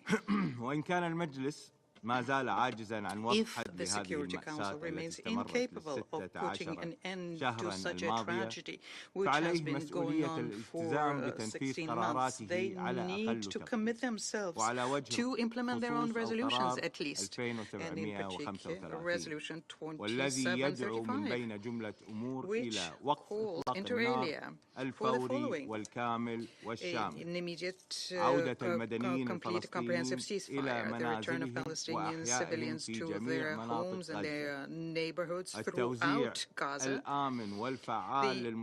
the safe and effective distribution of humanitarian assistance at a large scale, and the rejection of any attempt to have a territorial or demographic change in the Gaza, including all measures aimed at reducing the territory of the Gaza Strip and the strict commitment to the two-state solution under international law and the United Nations resolutions to that effect. In fact, the adoption of that resolution provided a glimmer of hope, trying to put an end to Israeli aggression in Gaza. The occupying power disregards international legality and continues creating obstacles everywhere it can to peace and to the end of the aggression. Mr. President, the action by Israel, the occupying power, undermines the ceasefire, makes it more fragile. In fact, Israel has no respect for the efforts made by major efforts made by Qatar, by Egypt, and the United States trying to arrive at this agreement. Let's recall that the main goal of the ceasefire agreement was to have a lasting and permanent ceasefire, creating a political horizon so as to implement the two-state solution. There will not be peace without a two-state solution under international legalities in all of its pillars. In this context, and together with the entire international community, we need to take place in the international conference, a high-level conference, which will take place at the General Assembly in June 2025. Under the presidency of Saudi Arabia and France, and we call upon all member states to participate in this at the highest level and to do so actively. ولعدم احترام القوة القائمة بالاحتلال للشرعية الدولية واستمرارها بتنفيذ قرارات أحادية تهدد المنطقة بشكل خاص والأمن والسلم الدوليين بشكل عام علاوة على تقويضها لهذه المنظمة والعمل متعدد الأطراف تطالب المجموعة العربية بتفعيل دور لجنة التحقيق الدولية المستقلة المعنية بالأرض الفلسطينية المحتلة commission entrusted with the investigations in the occupied Palestinian territories, including the East Jerusalem and in Israel. This was created in 2021 at the Human Rights Council. In fact, the violations committed by Israel, the occupying power, are constituent of war crimes and crimes against humanity, and this includes premeditated murder of children in the Gaza Strip. Here we are referring to more than 17,000 children. 17,000. Mr. President, their group reaffirms its position of principle, which hasn't changed, which is in support of the rights of the Palestinians. We recall yet once again that the main cause of the conflict is the occupation, whose end we still do not see on the horizon. If we want to get to peace and security, we need to resolve the issue of Palestine by ensuring the creation of an independent, sovereign Palestinian state with a capital in East Jerusalem within the borders of the 4th June 1967, according to internationally undertaken legal decisions and the resolutions passed by the Security Council and the Arab Peace Initiative of 2002. As regards the Friendly Republic of Lebanon, we welcome the announcement made of the end of hostilities on the 27th of November 2024. However, the occupying power continues its flagrant violations of all conventions and international custom. It continues, therefore, to violate this agreement, whilst Lebanon fully upholds the commitment it undertook in this matter. The date for the withdrawal of the occupying power Israel from the occupied villages has passed, and the occupying power continues its occupation of 5 border points, which is a flagrant violation of the various points in the agreement. And we keep repeating this. The occupying power has no respect for international conventions. It's not looking for peace. Quite the contrary. It's looking to undermine peace and security in the region and in the world. The Arab Group calls on the Security Council to shoulder its responsibility and to compel Israel to fully withdraw from all of the occupied Lebanese territory and to implement the relevant resolution 1701 here. For as long as this withdrawal does not take place, we will not have stability. Furthermore, UNIFIL plays an essential role in this stage, in particular, given the need to have the Israeli withdrawal beyond the blue line. UNIFIL is also there to observe the implementation of 1701, and we call on the international community to stand shoulder to shoulder with the Republic of Lebanon and support them in their reconstruction efforts and support the Lebanese armed forces to make sure that the Lebanese state can restore its control over the entire territory. When it comes to the Syrian Arab Republic, also a brotherly country, we firmly denounce Israeli incursions, repeated incursions into the buffer zone.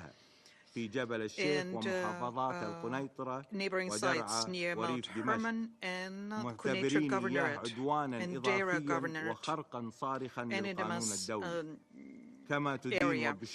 This is an additional aggression and flagrant violation of international law. We also denounce the statements made by the Prime Minister of the occupying entity, which threatened the unity and sovereignty of Syria, thus trampling underfoot all of the rules and international customs. We call for an immediate and unconditional withdrawal of Israeli forces from all of the Syrian territory. والالتزام باتفاقية فض الاشتباك لعام 1974 upholding واحترام of ولاية the قوات الأندف disengagement agreement والعمل of على تنفيذ 1974. قرارات مجلس الأمن It is also ذات الصلة necessary لا سيما to القرارات respect 242 و338 food mandate and the relevant resolutions of the Security Council, including Resolution 242, Resolution 338, and the Resolution 497. We reaffirm that the Golan Heights is a Syrian Arab territory which is occupied. By way of conclusion, and to go back to Palestine, which is the main cause and the number one priority for the Arab group, we recall for the international community that the occupying Israeli army has shown the greatest cowardice possible since the beginning of the aggression of Gaza. They had no respect for the bodies of the dead people. Their remains have been exposed, homes attacked, and infrastructure destroyed. This shows the greatest possible cruelty given this human tragedy. This is what we have seen in various sites and in various social media. I thank the representative of Kuwait. There are no more names. Mr. Grant, the meeting is adjourned.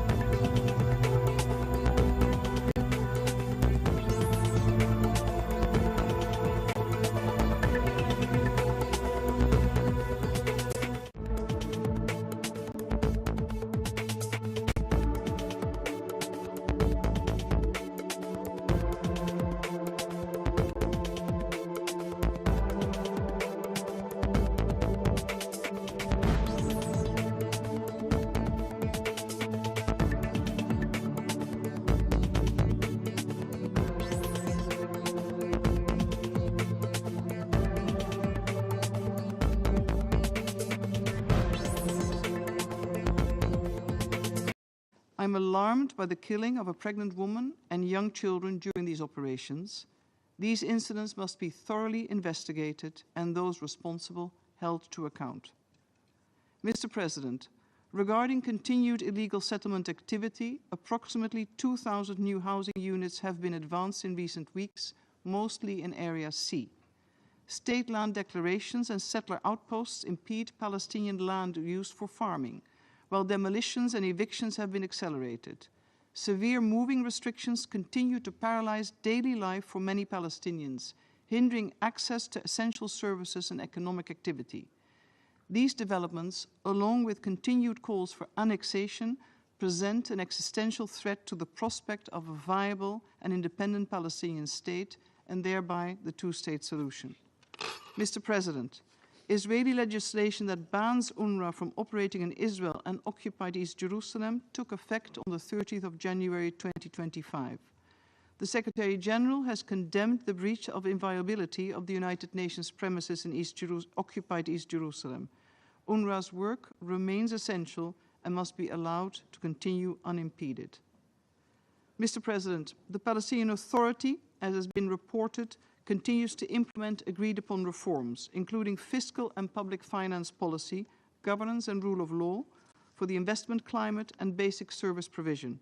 In early February, the Palestinian Authority issued a decree cancelling financial payments to the families of Palestinians killed or imprisoned following attacks on Israelis. This represents an important step in the Palestinian Authority's reform agenda, and it should be fully implemented. Mr. President, turning briefly to the region, in Lebanon, the election of the president and formation of the new government provide an opportunity to fully empower state institutions in laying the foundation for greater stability, to extend state authority, and address the country's multifaceted challenges. And I call upon Lebanon and Israel to uphold their commitments upon the cessation of hostilities and undertake meaningful steps towards the full implementation of Security Council Resolution 1701, to restore stability and allow the people on both sides of the blue line to return home. In southwest Syria, the UN is concerned by violations of the 1974 Disengagement of Forces Agreement, and I urge the parties to uphold their obligations under the agreement. Mr. President, since assuming the role of Special Coordinator for the Middle East peace process ad interim, my team and I have actively engaged with all relevant parties. I've initiated consultations in the region and will continue to engage with key stakeholders. These consultations have reaffirmed there is no sustainable resolution to the current war or wider conflict that is not fundamentally political. As we engage in planning for Gaza's future, we need to ensure, 1, Gaza remains an integral part of a future Palestinian state. 2, Gaza and the West Bank, including East Jerusalem, are unified politically, economically, and administratively. 3, there will be no long-term IDF presence in Gaza, and Israel's legitimate security concerns are addressed. We need to commit to ending the occupation and a final resolution of the conflict based on UN resolutions, international law, and previous agreements. I would like to make 4 key requests. First, continued support for the full realization of the ceasefire deal, including the release of all hostages. This is critical. Second, it is crucial not to lose sight of the dangerous dynamics in the West Bank and urgent de-escalation which is needed. Third, the international community must continue to support the Palestinian Authority in its reform efforts and its resumption of responsibilities in the Gaza Strip. Palestinian security forces should also be empowered to carry out their responsibilities in areas under their control. Fourth, politically and financially support Gaza's recovery and reconstruction effort. Mr. President, peace in the Middle East is possible. We can achieve a future where a safe and secure Israel exists, alongside a viable and independent Palestinian state. This requires continued concerted efforts, dedication, and political courage by all parties. The United Nations will continue to play its role in pursuit of lasting peace. Thank you. I thank Ms. Carr for her briefing. I now give the floor to Ms. Noa Agamani.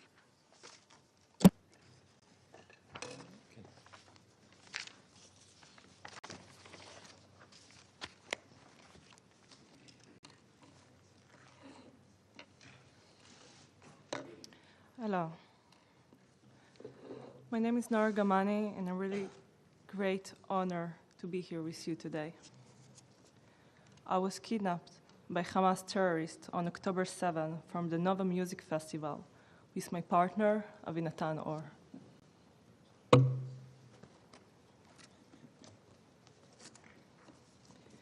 We were taken by force into Gaza. We were held in total fear, living in a nightmare. After 8 months in captivity, I was rescued by the Israeli soldiers.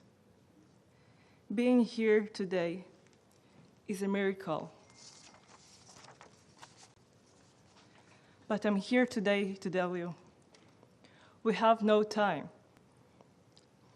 As I speak, there is still 63 hostages living in a nightmare, including my partner, Avinatan Or. In fact, we believe that 24 of them are alive. Many of them send sight of life through released hostages. Our life cannot go without them.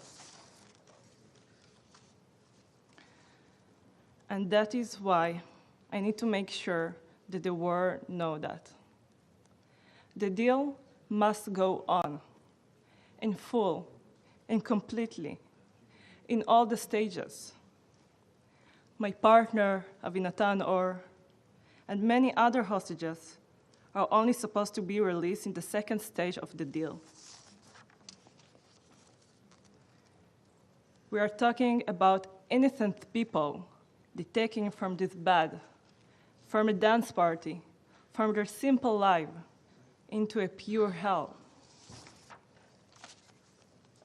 You don't need me to tell you about the 9-month-old Kfir and 4-year-old Ariel Bibas and their mother Shiri. Just a mother and her babies were brutally murdered in captivity. The crime is unthinkable. We cannot imagine it, but it happened. And that's why we cannot leave anyone there. I know what is the feeling to be left behind. I watch other hostages being released to their families. Every moment feels like the last moment of their life. Every second counts. While I was in Gaza, I was held with 2 little girls, Ila Rotem and Emily Hand. At that time, Emily was 8 years old and Ila was 12. I had to be brave, not only for myself, but also for the girls. I had to act like everything is going to be okay. And that's why I keep telling them, as long as we're here together, alive, in this room, nothing else matters. I told them to ignore all the booming, all the sound of shooting, and everything that was around us. Ila and Emily are both released in the first hostage deal after 50 days. I watched them and 2 other women who've been with me in captivity going back home to their families. As I will stay behind. I wasn't a part of any category that could be released. I can't even begin to describe the feeling of being the one that left behind. But I can tell this is exactly how the hostages are feeling today, abandoned by the world. After 54 days in captivity, it was just me, Itai Svirsky, and Yossi Sharabi. Both of them was kidnapped from their houses in Kibbutz Be'eri. We were in a war zone 24/7. It's terrifying for every day, for every second. One evening, the house that we all be holding was blown up, and we found ourselves in the destructions. Itai was able to stand up and Yossi and I were stuck under the rebels. I couldn't move. I couldn't breathe. I thought it's going to be my last second of my life. I screamed so loud so someone would hear me. And I heard Yossi screaming too. But after a few seconds, I stopped hearing from Yossi. I was pulled out of the rebels, and I tried to help Yossi, but it was already too late. Yossi was a close friend of mine, and he was a pure, kind soul. He will always be in my heart. Itai and I had to find someone else to hide. So one of our captors took us to another house. But 2 days later, Itai was murdered by the same captor. Itai was with me since the first day in captivity. We told each other everything. He was my true soulmate.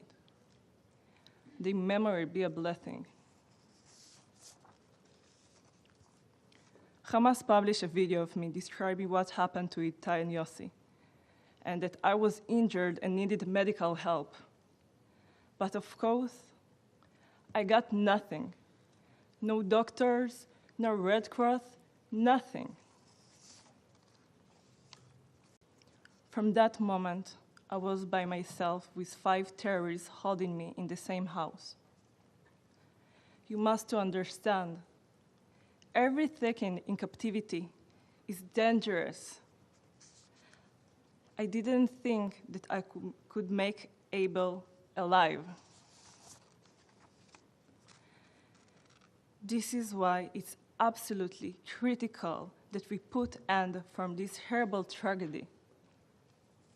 Without immediate action, many more innocent people will be killed, including my partner, Avinatan Or. Until Avinatan returns, my heart is in captivity. Today, I come before you to say, do not let the darkness take over. Work hard to get everyone home now. Work for the light and against the darkness. I came today to the UN to speak before the Security Council because I believe that you all, international community, must understand that the hostages are in hell. And after losing so many friends, I can say they deserve to come back home now. What kept me alive in captivity, and until this very moment, it was something my mother used to tell me. Always be kind. So in this forum, let me end with that. Be kind to each other. And please, bring all of them. Bring them home now. Thank you very much. I thank Ms. Agamani for her briefing. I now give the floor to Mr. Levy.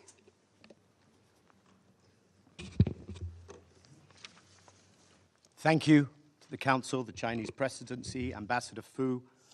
Good luck in your newest position, Special Coordinator Sigrid Kaag. I would like to offer some thoughts on the immediate challenges and the broader scaffolding required for a better future. Israelis deserve security. Palestinians deserve security. Zero-sum outcomes can never deliver that.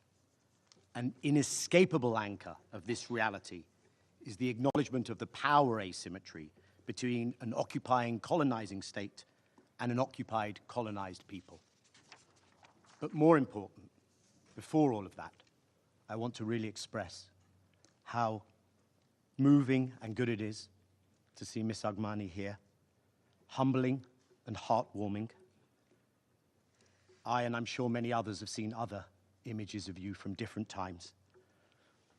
Now these times, you managed to accompany Prime Minister Netanyahu in Congress. You were on the stage for the inauguration of President Trump. Now here, thankfully safe. Your partner not yet.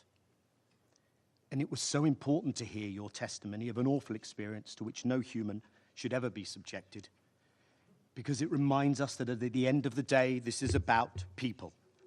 Each story deeply personal, your strength in the face of adversity, the thousands upon thousands of stories of individual hardship, Israelis both fallen and still held captive, the tens of thousands of Palestinians killed, many more maimed, starved, lives devastated, schools, hospitals, shelters, entire neighborhoods destroyed, and yet the remarkable resilience also of Palestinians.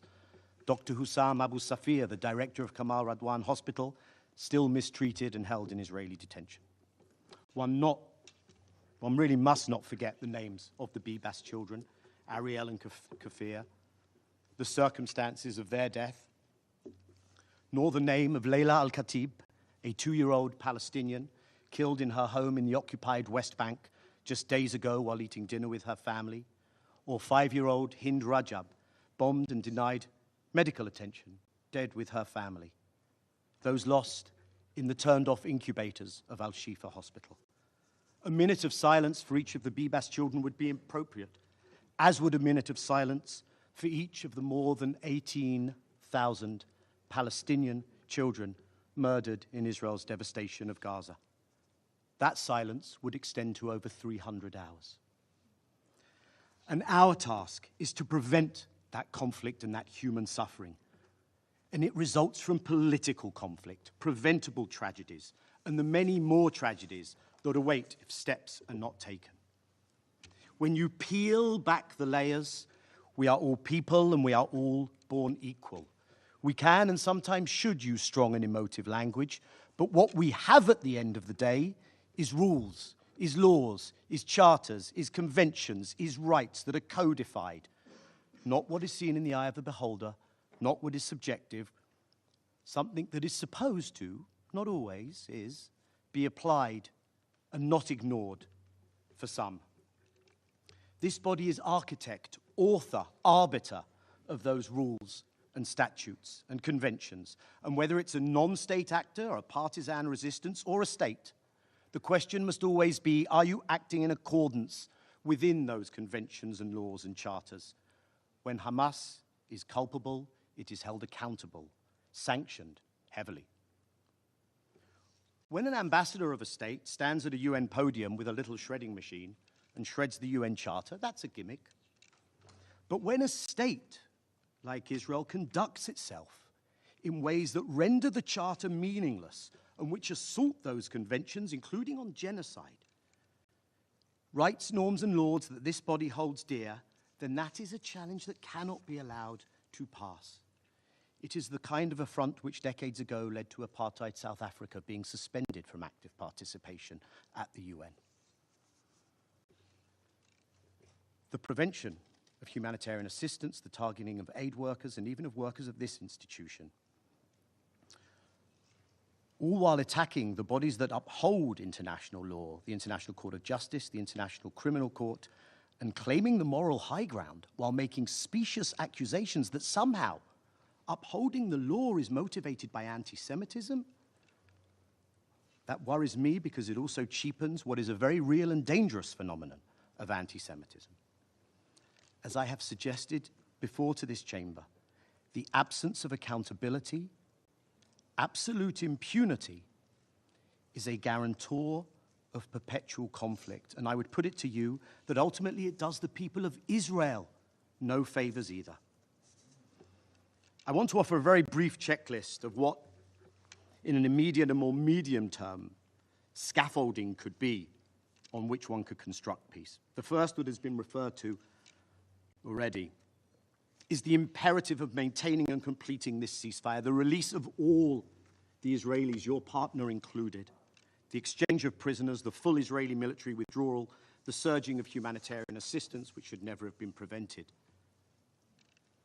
That requires the parties to implement their commitments. It will require the withheld Palestinian prisoner release to be made good on. It requires the role of the guarantors.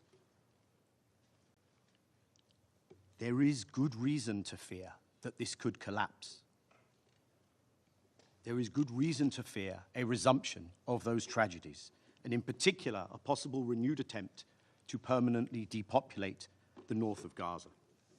A number of the families of those being held still in Israel, those being held in Gaza, the families in Israel, including some who have been released, have taken to the squares and towns of Israel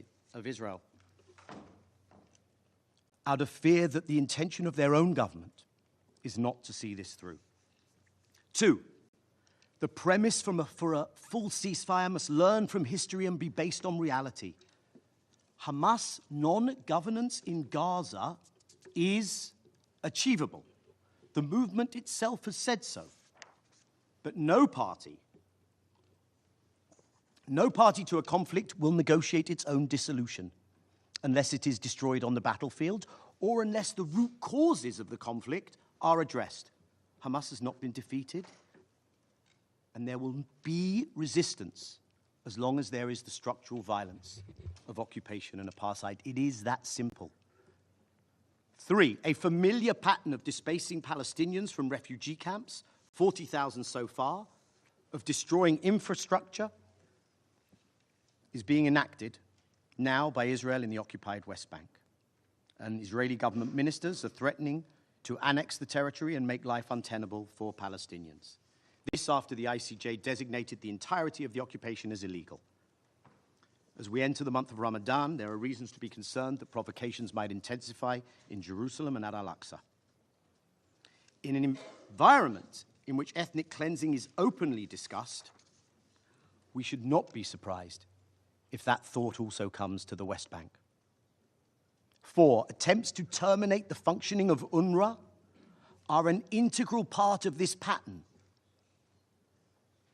This body should be in no doubt that abruptly imploding UNRWA will contribute to greater insecurity and despair, a greater vacuum, and an escalating social and political crisis.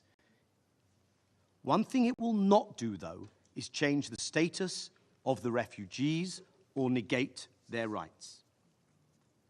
5, one of the most dangerous developments this body must be seized of is the lurch towards zero-sum thinking.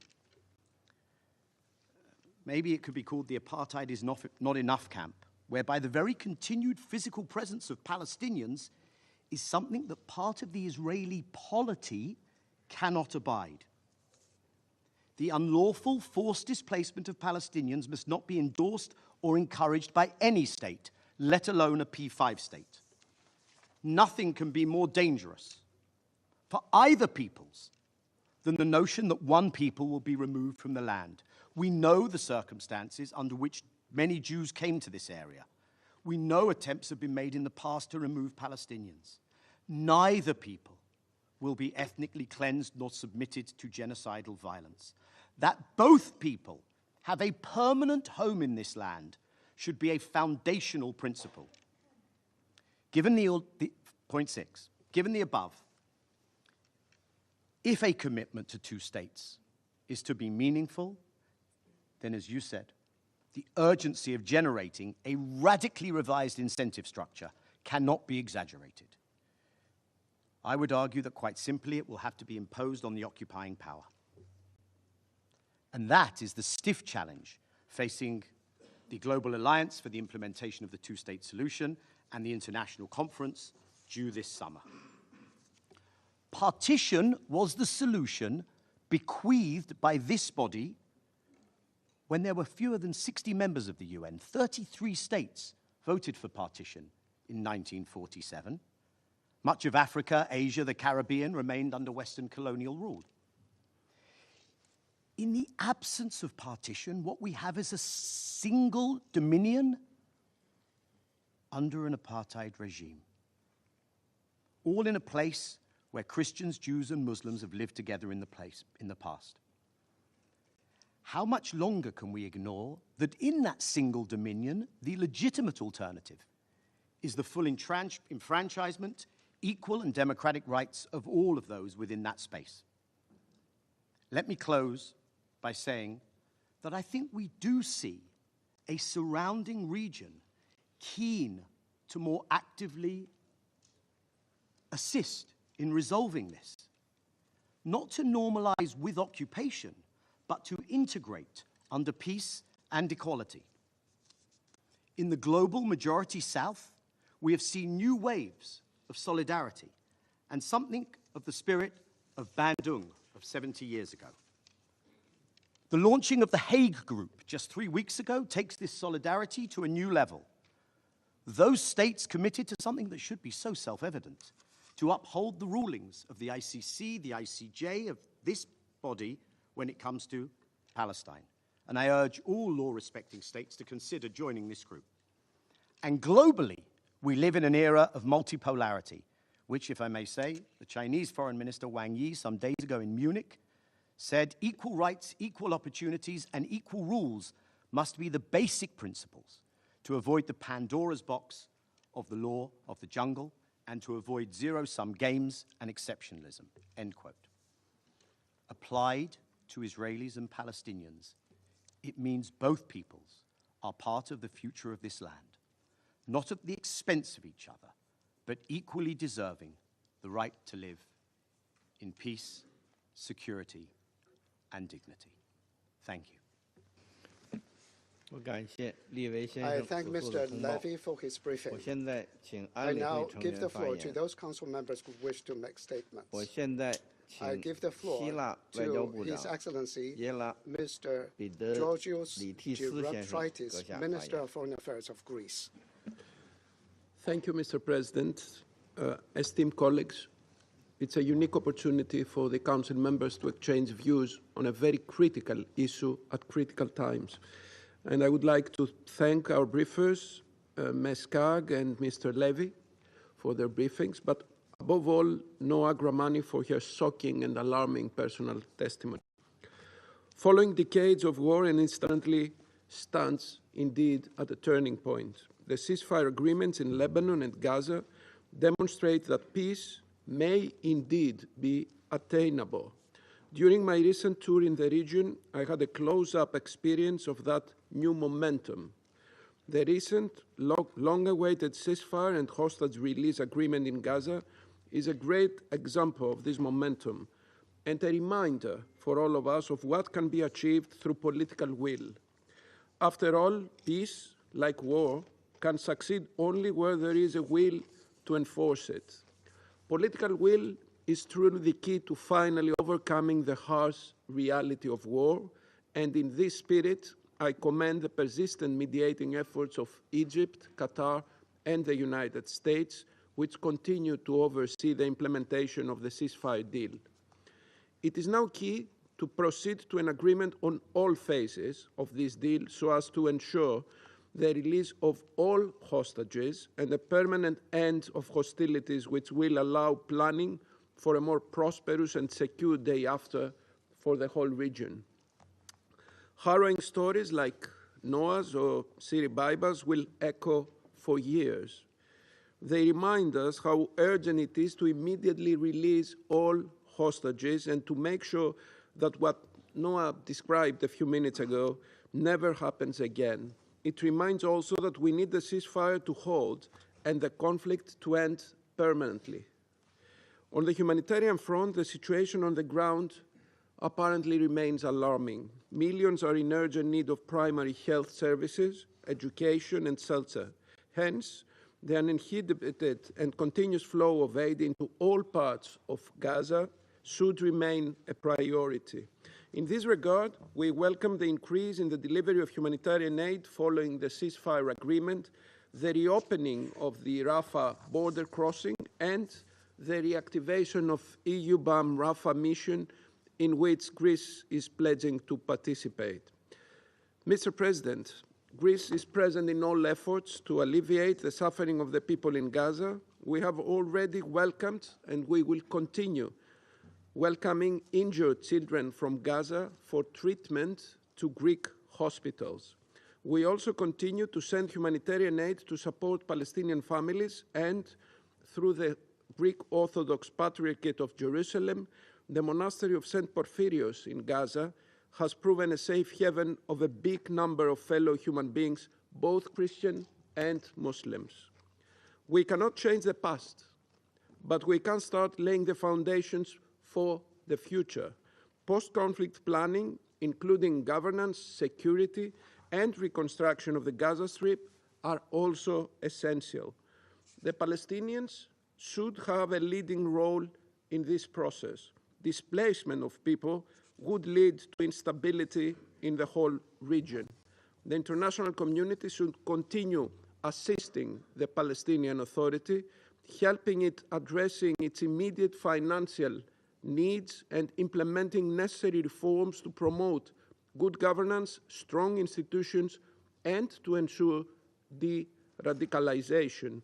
The ceasefire agreement gives a much-needed impetus for the revitalization of the political process, the creation of a sovereign Palestinian state on the basis of a two-state solution according to the relevant Security Council resolutions, while recognizing the right of Israel to exist in peace and security. Sustainable peace is necessary to defeat extremism and radical forces in the whole region. Esteemed colleagues, with the Muslim holy month of Ramadan imminent, followed by Easter, which this year will be celebrated on the same day for all Christian denominations, we are reminded of the importance of the special status quo of the holy sites in Jerusalem and Bethlehem. Taking into consideration the universal importance of the holy sites, I wish to reaffirm Greece's deep interest in the preservation of the status quo. Mr. President, please allow me a few comments on the broader region concerning the current situation. New hope is emerging from Lebanon. Greece warmly welcomes the formation of a new government in Lebanon following the election of President Aoun and the appointment of Prime Minister Salam.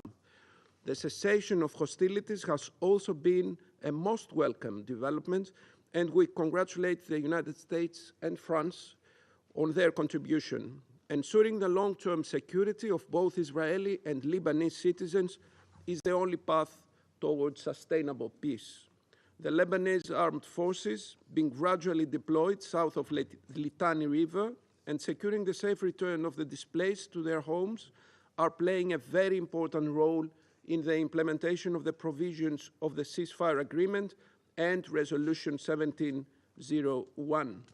Greece, as a non-permanent member of the UN Security Council, will be actively engaged in the discussions for the renewal of the UNIFIL's mandate in 2025, while participating for a long time in the naval part of the mission with a frigate. When it comes to Syria, security and prosperity are of acute importance for regional stability.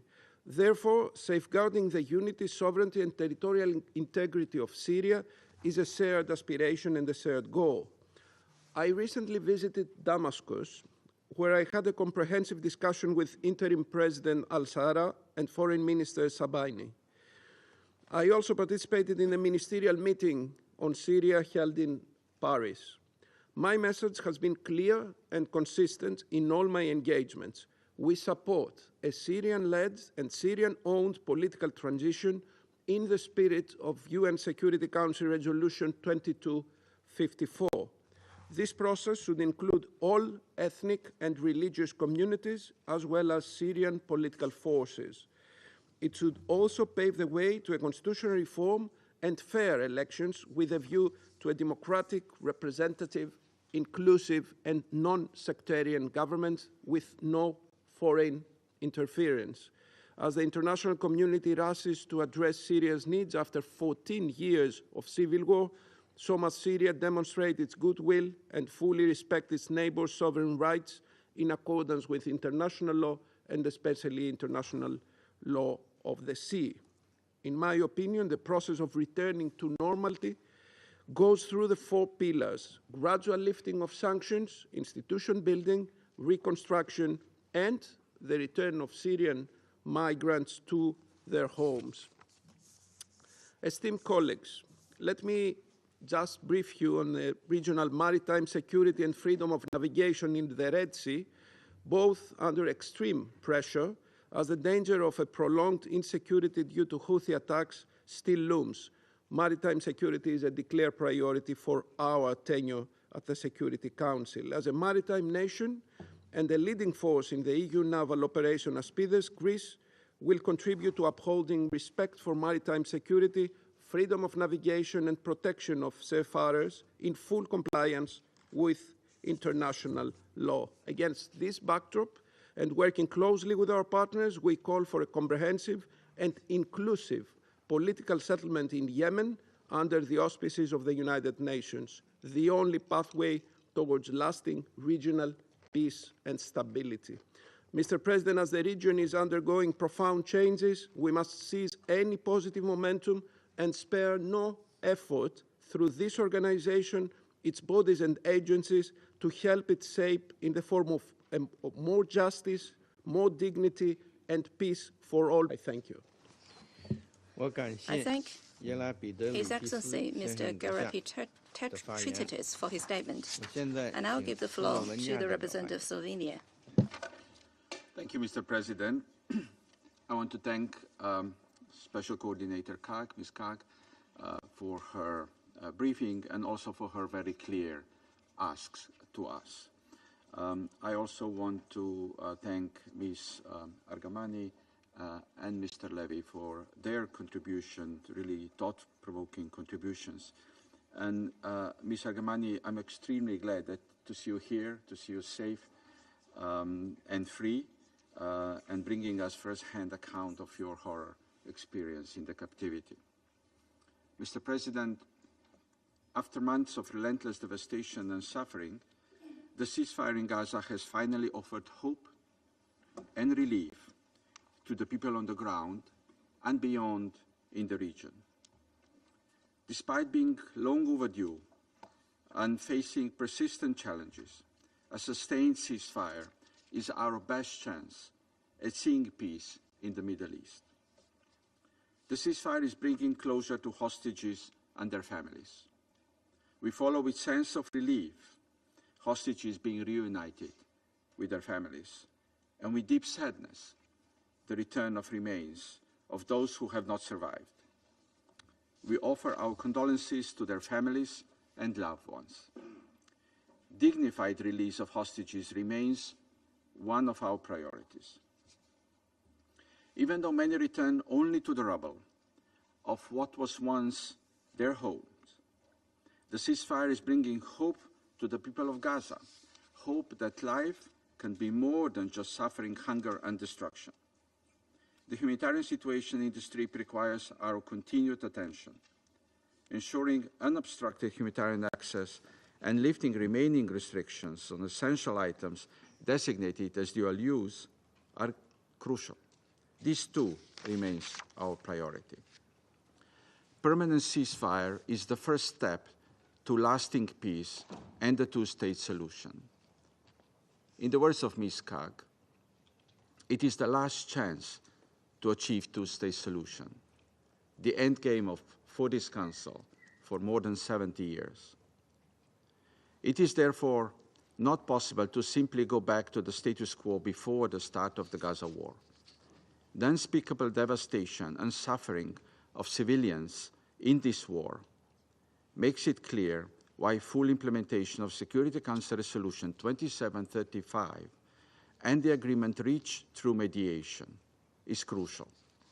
We continue to support our partners, Egypt, Qatar, and the United States, in facilitating the progress towards a permanent ceasefire, including through swift negotiations of the second phase. We agree with you, Ms. Argamani. The deal must go on, and it is essential that all parties respect the terms of the agreement to preserve the ceasefire and to implement it in full. We underline our utmost concern over any proposal for relocation of Gazans. This Council has clearly rejected any attempts at demographic or territorial change of Gaza in its resolution 2735, adopted on the proposal of the United States. Gaza belongs to Gazans, and it is an integral part of the Palestinian state. Palestinians should decide their own future in line with the principle of self-determination. We recognize that the task of recovery and reconstruction of Gaza will be enormous and will require a joint international endeavor. We welcome and support the leadership exerted by our Arab partners. We are profoundly concerned over the situation in the wars must be respected. Slovenia calls for the full respect of the status quo of all holy sites. Upcoming religious holidays must represent an opportunity for reflection, and we appeal for appropriate conditions for peaceful celebration. Slovenia resolutely supports the two-state solution, with Israel and Palestine living side by side in peace and security. In this solution, we see the Palestinian Authority as an indispensable partner, which should be supported, encouraged to continue on their reform path, and eventually assume their full responsibilities. Until then, we agree with Mr. Levy, UNRWA remains irreplaceable, preventing a governance vacuum and ensuring stability. Mr. President, while peace seems to be a big word, it essentially boils down to everyday decisions to work for it.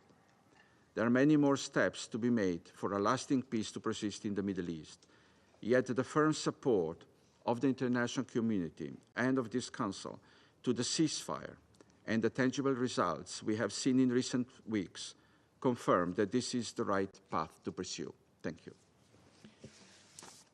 I thank the representative of Slovenia for the statement, and I'll give the floor to the representative of the UK. Thank you, President.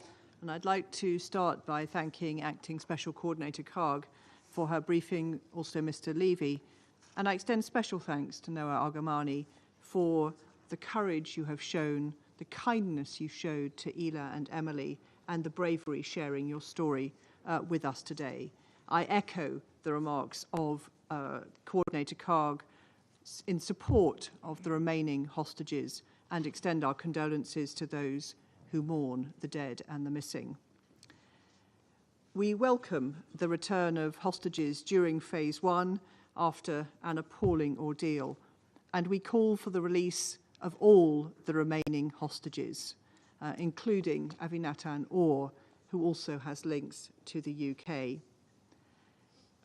We mourn the death of Oded Livshits, who had strong links to the UK, and we strongly condemn the vile killing of the Bibas family and the lack of dignity provided to deceased hostages.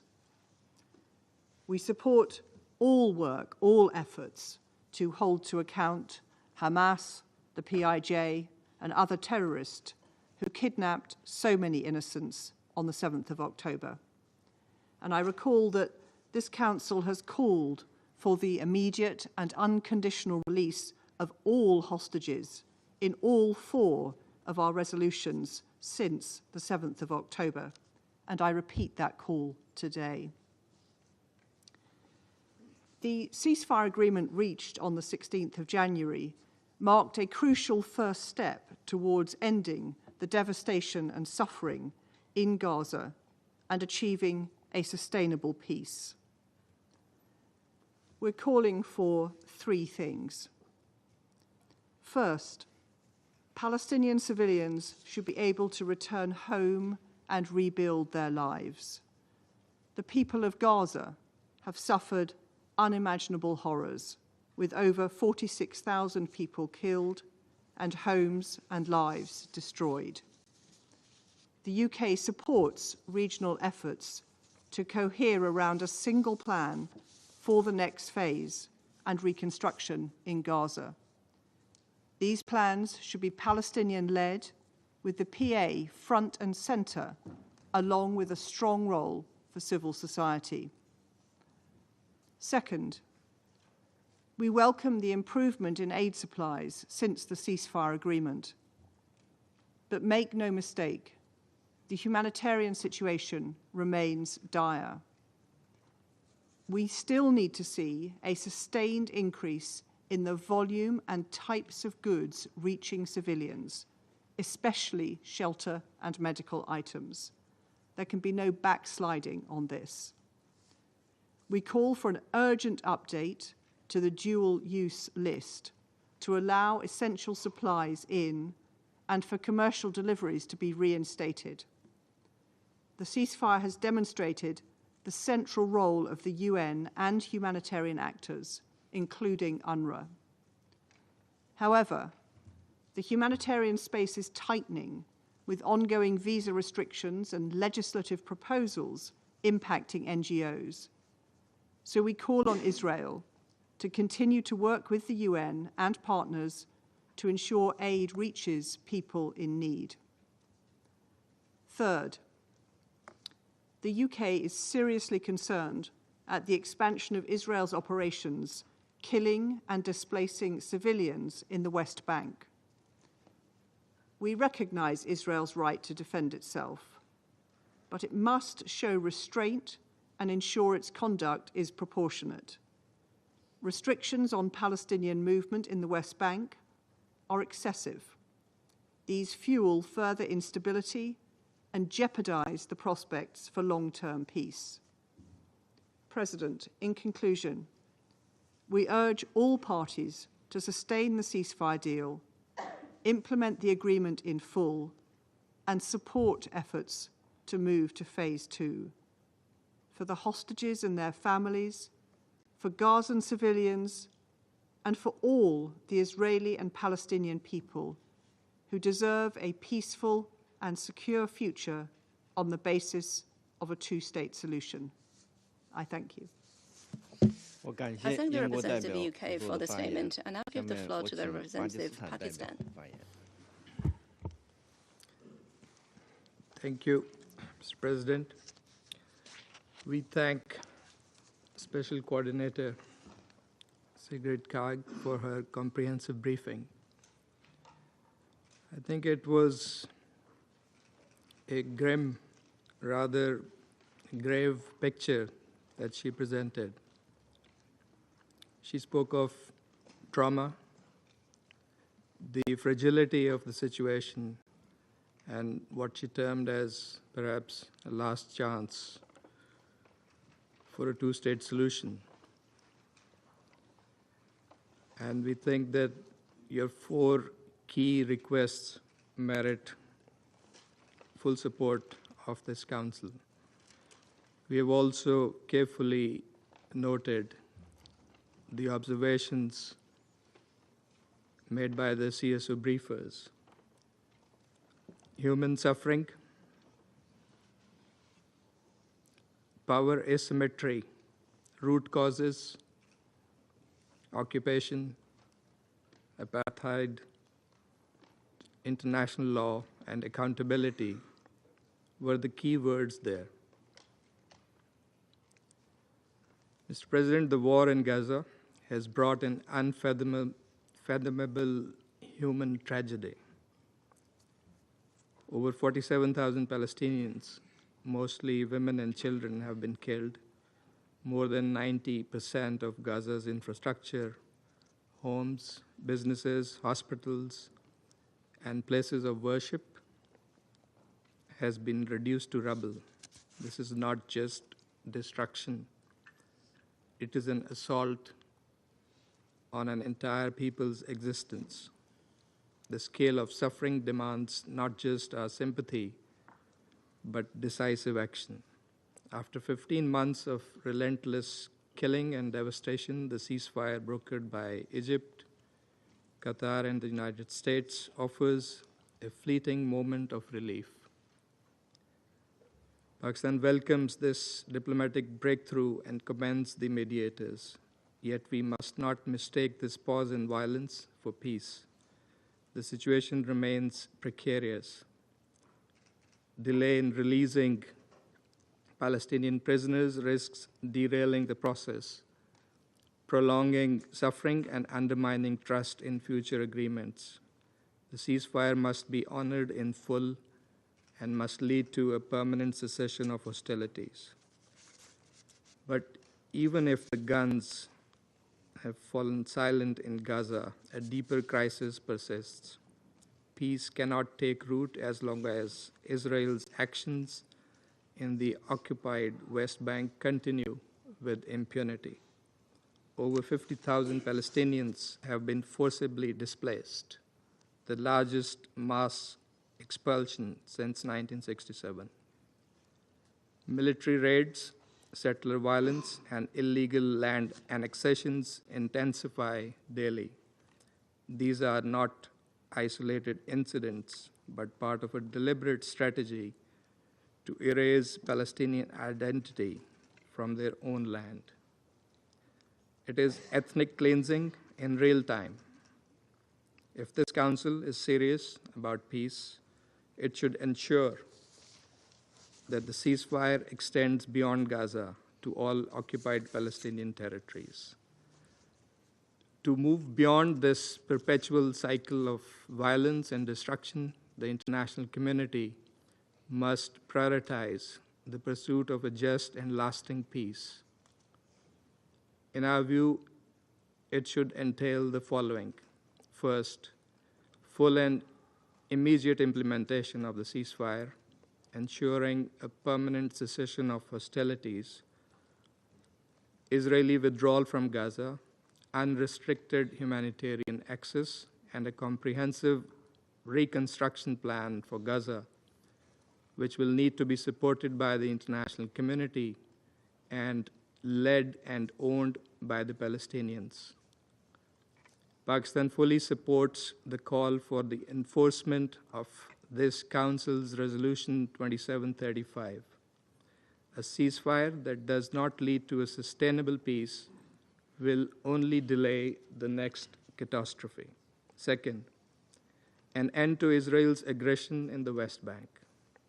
The destruction of refugee camps in Jenin, Tulkarem, Nur al-Shams, and Al-Farah mirrors the devastation in Gaza. Forced displacements and illegal annexations must be reversed in line with Resolutions 2720 and 2334 of this Council. The legal and historical status of Al-Haram al-Sharif, Al-Aqsa Mosque must be upheld. It is clear that stability cannot be achieved through continued occupation and oppression. Third, UNRWA must be allowed to operate without obstruction.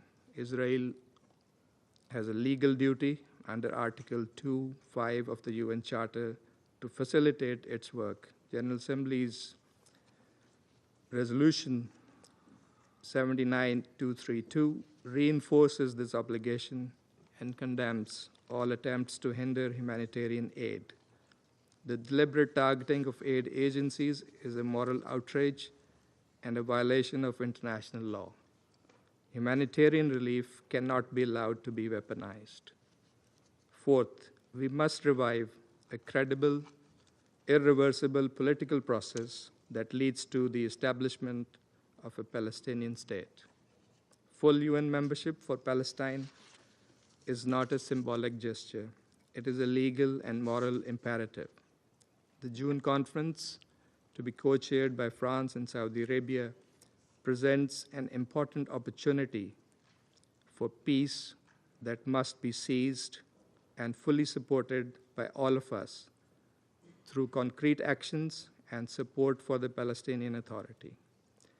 And let us be clear, peace cannot and must not be allowed to be dictated by the occupier. It must be grounded in justice, international law, and the inalienable right of the Palestinian people to self-determination. The upcoming Emergency Arab League Summit in Cairo, to be followed by the OIC Foreign Ministers meeting in Jeddah, are expected to provide crucial guidance on addressing the dire situation in Gaza and the broader Palestinian question. Leaders will reaffirm solidarity with Palestine and send a resolute message rejecting any attempts to forcibly displace the Palestinian people or alter the status of the occupied territories. This Council must continue to stand firmly against forced displacement and annexation. A just peace demands more than diplomatic declarations. It requires enforcement, accountability, a rejection of impunity, and pressure on the occupying power to comply with UN resolutions and international legitimacy. The right of return for Palestinian refugees and the realization of a sovereign, independent, and contiguous Palestine are not mere aspirations. They are the foundation of any lasting peace in the region. Within this broader struggle for justice, we must also keep in mind the human suffering, as we have also heard today. We cannot forget the thousands of Palestinian prisoners languishing in Israeli custody, arbitrarily detained, tortured, and held in inhumane conditions. They suffer in silence. Some have perished due to mistreatment and medical neglect. These are war crimes. The world cannot afford selective morality. Double standards on human rights only embolden injustice and perpetuate the conflict. Israel's illegal occupation of the Arab territories is at the core of the turmoil in the Middle East. Full implementation of this Council's resolutions with regard to Syria, Lebanon, and Palestine is imperative for a just and lasting peace in the region. Pakistan stands resolutely with the Palestinian people in their rightful struggle for self-determination, freedom, and statehood. A sovereign, independent, and contiguous state of Palestine based on pre-1967 borders with Al-Quds, Al-Sharif as its capital is not just a political necessity, it is a moral imperative. If we truly believe in the UN Charter principles, if we stand for justice, for the rule of law, for the fundamental right of all peoples to live in dignity, then we must act. Justice for Palestine cannot wait. I thank you. I thank the representative of Pakistan. I give the floor to the representative of the Russian Federation. Mr. President, we would like to thank the interim special coordinator for the Middle East peace process, Ms. Sigrid Kaag. We thank her for a detailed briefing on the situation in the region. And we listened very carefully to Daniel Levy and to Noah Argamani. What happened on the 7th of October 2023 and thereafter in Israel and in the Gaza Strip has created a completely new level of cruelty and a disproportional reaction to it. The death in captivity of 2 Israeli children whose bodies were last week transferred to their families in Israel leaves no one indifferent, no one who believes that the human life is priceless. And we are shocked by the death of 17,000 Palestinian children who were killed in Gaza during the escalation of the conflict. In January, Russia initiated a special meeting of Security Council on children in the light of what is happening in the Strip. Tens of thousands of children in the Strip were wounded or are missing. The children in Gaza continue suffering from a lack of humanitarian assistance, hunger, and disease. And behind each of these episodes, there is a huge human tragedy. We send our condolences to the families and loved ones of all children whose lives were lost in this horrible and absolutely unnecessary conflict. We grieve not just for them, but also of all those who have fallen fallen in the course of this escalation. Cruelty should not beget cruelty. This endless and vicious circle of violence must end. Mr. President, many responsible members of the Council, including Russia, for the long 15 months of the conflict have tried to stop it and obtain a ceasefire. Because of the position taken by the Biden administration, which aligned itself with Israel in everything, we haven't been able to do this for a long time. And it was only not 19th of January this year that we saw a glimmer of hope, when finally an agreement came into effect between Israel and Hamas. The fact that they were just about to be obtained was something that the American mediators kept telling us since the moment the Security Council Resolution 2735 passed in last June. At the same time, they kept members of the Council from passing any outcome or signal which could have accelerated the process. The long-awaited ceasefire in Gaza resulted in the release of the first hostages, including a Russian national, Mr. Trufanov, and the release of the Palestinians detained in Israel. This deal also unblocked the humanitarian assistance, all those suffering and needy, and opened the opportunity for upscaling the supplies. But those were the only reasons for joy and optimism. As we're nearing the end of the first phase, the concerns grow about its further implementation. We increasingly hear from both sides mutual accusations and violations, bad faith in the implementation of individual steps. At the same time, the opaque monitoring mechanism unfortunately could lead, obviously, to a stalling of efforts and creates a risk of destabilization and fresh violence. Mr. President, we should not allow the situation to develop by itself and allow the war parties on both sides of this confrontation to sabotage it. And we count in this context also on a consistent stance of the new American administration, whose involvement at the final stage resulted in tangible steps. It's important to avoid any kind of provocation steps, both by the Israeli and Palestinian radicals, who can once again derail this process that came into being with such difficulty. In this context, we have growing concern about the continued crisis surrounding UNRWA, which entered a new acute stage after the Knesset laws, which violate Security Council resolutions, which ban the functioning of the agency on some sovereign territory of Israel.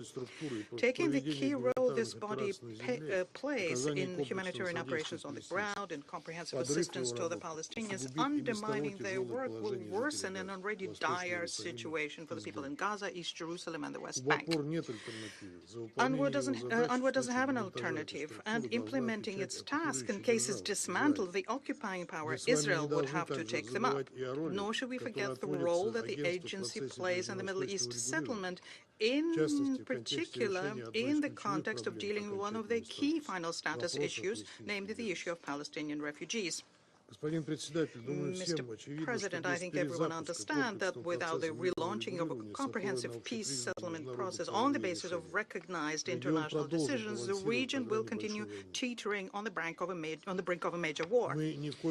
We are, of course, certainly not diminishing the importance of sensitive agreements, but limiting ourselves to just that is not something that we should be doing, nor should we be proposing the decisions which are infringing the interest of one party and prioritizing the concerns of the other. It's important also to take into account the interests of all countries in the region and the key players who can contribute towards durable, lasting, and sustainable peace in the Middle East region. The Security Council, as a primary body to maintain international peace and security, also should consider the situation in the region not only through the lens of the most recent escalation in Gaza. We should not close eyes to the military operation by Israel in the West Bank, which is being conducted using heavy weaponry.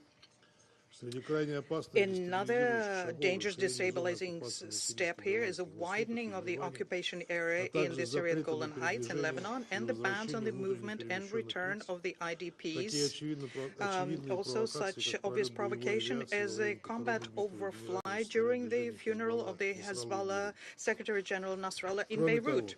Furthermore, we shouldn't ignore the responsible statements made by politicians in West Jerusalem who are trying to claim claim that the deal wasn't there to have a ceasefire, a permanent ceasefire, and try to find a way out of an unprecedented and most serious crisis, but only to make sure that the Israeli hostages are returned. We, for our part, confirm our position of principle for making the ceasefire in Gaza a permanent and sustainable one, leading to the release of all hostages and detainees. We advocate a speedy as possible return to the peace process on the recognized basis of having two states. We are convinced that without a just and lasting settlement, ensuring the legitimate hopes and aspirations of the Palestinians for their own state, we will not be able to spare the Middle East from new outbreaks of violence. And we do hope that this lesson has been very well and truly drawn by those who are working on further regional initiatives on the basis on the fragile but very important ceasefire in Gaza. I thank you. I thank the representative of the Russian Federation, and I give the floor to the representative of Algeria. Mr. President, at the outset, I would like to express my sincere gratitude to the Special Coordinator, Mrs. Sigrid Kaag, for her sober and insightful briefing. We also listened attentively to the representatives of civil society. The situation in the occupied Palestinian territories remains a source of grave concern, despite the reduction of violence observed in Gaza, following the ceasefire agreement in January. Yet, the situation continues to be volatile, with ongoing oppression and escalating tensions in the West Bank. Without hope for a political horizon or a durable solution, the suffering of the Palestinian people may persist indefinitely. In this context, I would like to highlight the following key points. First, the ceasefire agreement must be fully implemented.